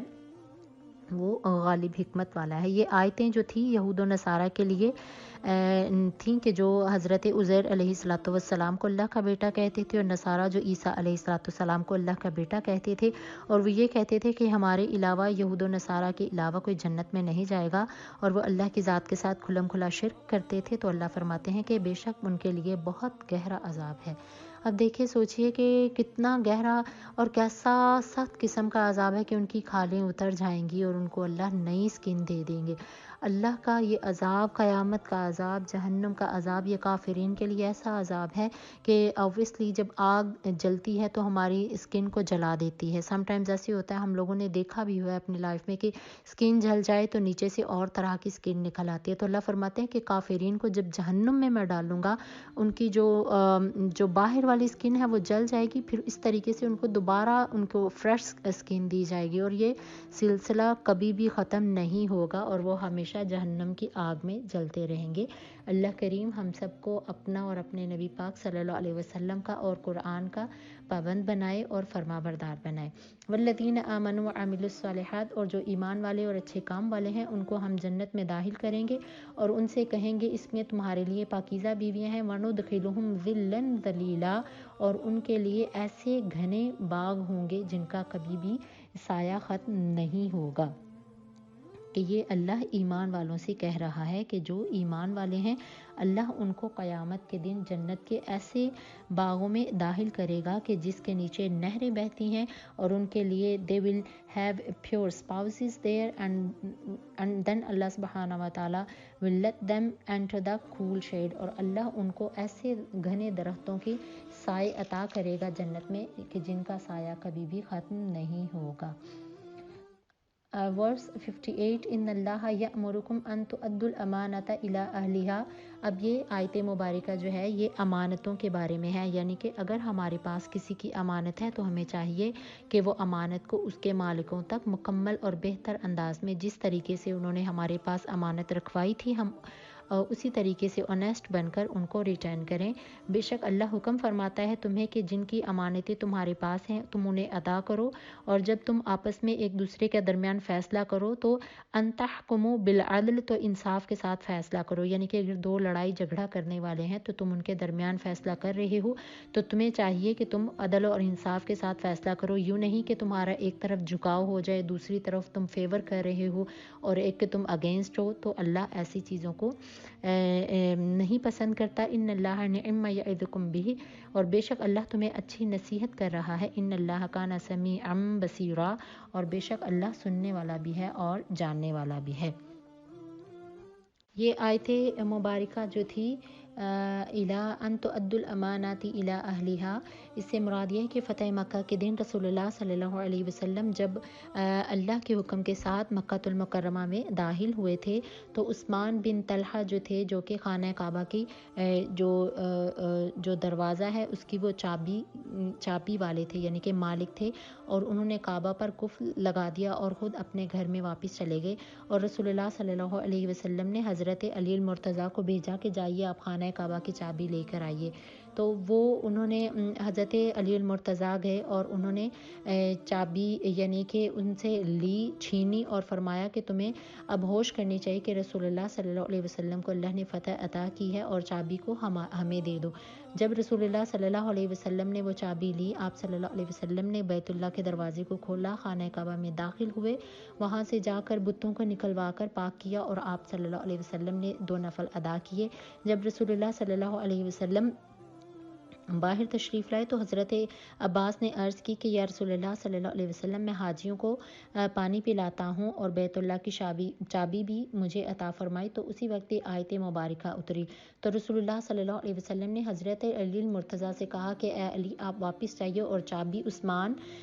بن طلحہ جو کہ قبیلہ بنی عبد الدار سے تھے، آپ جا کے ان کو یہ چابی واپس کر دیجئے۔ تو حضرت علی المرتضیٰ جب عثمان بن طلحہ جو کہ چابی جن کے پاس خانہ کعبہ کے دروازے کی چابی ہوتی تھی ان کے پاس واپس گئے، تو عثمان نے کہا کہ آپ اب یہ چابی جو ہیں پہلے تو بہت غصے کے انداز میں لے کر گئے تھے کہ اللہ نے آپ کو فتح عطا فرمائی ہے، تو حضرت علی المرتضیٰ نے جب انہیں یہ آیت پڑھ کر سنائی اور حضرت عثمان کو بشارت دی کہ رسول اللہ صلی اللہ علیہ وسلم نے فرمایا کہ اب یہ چابی قیامت تک تمہاری نسلوں کے پاس رہے گی۔ تو جب انہوں نے یہ حسن سلوک دیکھا تو عثمان بن طلحہ جو تھے وہ اسلام انہوں نے قبول کر لیا تھا، یعنی کہ اپنی جو امانتیں ہیں ان کو ان کے مالکوں تک بہتر انداز میں لوٹانا چاہیے۔ 59 ورس کو ہم پڑھتے ہیں، یا ایھا الذین آمنوا اطیعوا اللہ واطیعوا الرسول، اور اے ایمان والو پیروی کرو اللہ اور اس کے رسول کے اور جو تم میں سے حکومت کرنے والے ہیں، اور جب بھی تمہیں کبھی کسی بات کا جھگڑا ہو تو اسے اللہ اور اس کے رسول کے حضور میں رجوع کرو اور اللہ اور قیامت پر ایمان رکھتے رہو، ذالک خیر و احسن تأویلا، اور جو ایسا کرے تو بے شک اس کے لیے بہت ہی یہ بہترین اجر ہے۔ کہ اللہ سبحانہ و تعالیٰ قرآن میں فرماتے ہیں کہ تمہیں چاہیے کہ تم اللہ اور اس کے رسول کی اطاعت کرو۔ Believers, obey Allah and the Messenger and those among you in authority. If you disagree over something, then refer it to Allah subhanahu wa ta'ala and the Messenger. That is, if you believe in Allah and the last day, that's the best solution. کہ تمہیں چاہیے کہ تم اللہ اور اس کے رسول کی اطاعت کرو، کہ جس نے اللہ کی اطاعت کی اس نے رسول اللہ صلی اللہ علیہ وسلم کی اطاعت کی۔ اطیعوا اللہ، اللہ کا کہنا مانو، و اطیعوا الرسول، اور اپنے رسولوں کا کہنا مانو۔ تو آج انشاءاللہ ہم یہیں پہ اپنے درس قرآن کو کمپلیٹ کریں گے۔ کل کوشش کریں گے کہ ہم یہ سورۃ النساء کو ختم کر سکیں انشاءاللہ تعالیٰ۔ آج کے درس قرآن میں ہم لوگوں نے یہ آیت مبارکہ یہاں تک پڑھی ہے، اور یہ ہم نے پڑھا ہے 8 رکوع سورۃ النساء پارہ نمبر 5، اور انشاءاللہ ہم کوشش کریں گے کل ہم سورۃ النساء جس میں اللہ نے عورتوں کے بارے میں، جو خواتین قیدوں سے جنگی عورتیں جنگ سے آئی تھیں، قیدی عورتیں آئی تھیں، بیوہ عورتوں کے بارے میں، مطلقہ عورتوں کے بارے میں، اور اللہ نے عدل و انصاف کے بارے میں جو احکامات اتارے ہیں، انشاءاللہ کل ان کو پڑھ کر سمجھنے کی کوشش کریں گے۔ اللہ کریم سے میری دعا ہے کہ آج کے دن میں نے جو درس قرآن دیا آپ لوگوں نے سنا، آپ لوگوں نے اس کو پڑھ کر سمجھنے کی کوشش کی۔ اللہ کریم ہم سب کو اپنی بارگاہ میں عمل کے ساتھ زندگی گزارنے کی توفیق عطا فرمائے، اور اللہ ہم سب کو سچی اور بہتر اور توبۃ النصوح کرنے کی توفیق عطا فرمائے، اور اپنی زندگیوں کو ہدایت کے ساتھ گزارنے کی توفیق عطا فرمائے۔ آج الحمدللہ جمعۃ المبارک کا دن ہے۔ رسول اللہ صلی اللہ علیہ وسلم نے فرمایا کہ مومنین کے لیے ایک دن انعام ہے، کہ ایک دن جو ہے وہ مومنین کے لیے بہت بڑی بلیسنگ ہے۔ رسول اللہ صلی اللہ علیہ وسلم نے فرمایا وہ جمعۃ المبارک کا دن ہے جو مومنین کے لیے ایک بہت بڑی نعمت ہے، اور جمعۃ المبارک کے دن ایک گھڑی، ایک ساعت ایسی ہے کہ اس میں مومن بندہ جو بھی اپنے خدا سے مانگتا ہے اس کا رب تعالیٰ اس کو عطا کرتا ہے۔ تو اللہ سے دعا ہے کہ رب کریم ہم جمعۃ المبارک کی اس گھڑی کو نہیں جانتے وہ کب آئے گی، لیکن ہم اے رب کریم ہم تیری بارگاہ میں جمعۃ المبارک کے دن رمضان المبارک کی برکتوں والے مہینے میں دعا کرتے ہیں، اللہ ہم سب کی سابقہ زندگی کی تمام غلطیاں کوتاہیاں معاف اور درگزر فرما، اور ہمیں اپنی زندگی کو اصلاح کر کے سنوارنے کی توفیق عطا فرما، ہمیں اللہ اور اپنے رسول اللہ صلی اللہ علیہ وسلم کی اطاعت اور فرما برداری والی زندگی گزارنے کی توفیق عطا فرما۔ آج کے دن کا یہ درس قرآن اللہ کریم میری زبان سے اگر کوئی ایسا لفظ اور حرف جس میں کوئی غلطی ہو گئی ہو، اے اللہ تو مجھے اپنے حبیب کے صدقے معاف فرما، اور اللہ کریم مجھے اور ہم سب کو اپنے والدین کے لیے صدقہ جاریہ بنائے، اور ہماری اولادوں کو ہمارے لیے صدقہ جاریہ بنائے، اور اللہ کریم رمضان المبارک کی ہماری عبادات، روزے، جمعۃ المبارک کا اہتمام جو کیا ہم نے نمازیں پڑھی اپنی بارگاہ میں قبول اور منظور فرمائے۔ آپ مجھے اپنی دعاؤں میں یاد رکھے گا، انشاءاللہ اللہ تعالی ہم سب کا حامی و ناصر ہو۔ وآخر دعوانا ان الحمدللہ رب العالمین۔ السلام علیکم ورحمۃ اللہ وبرکاتہ۔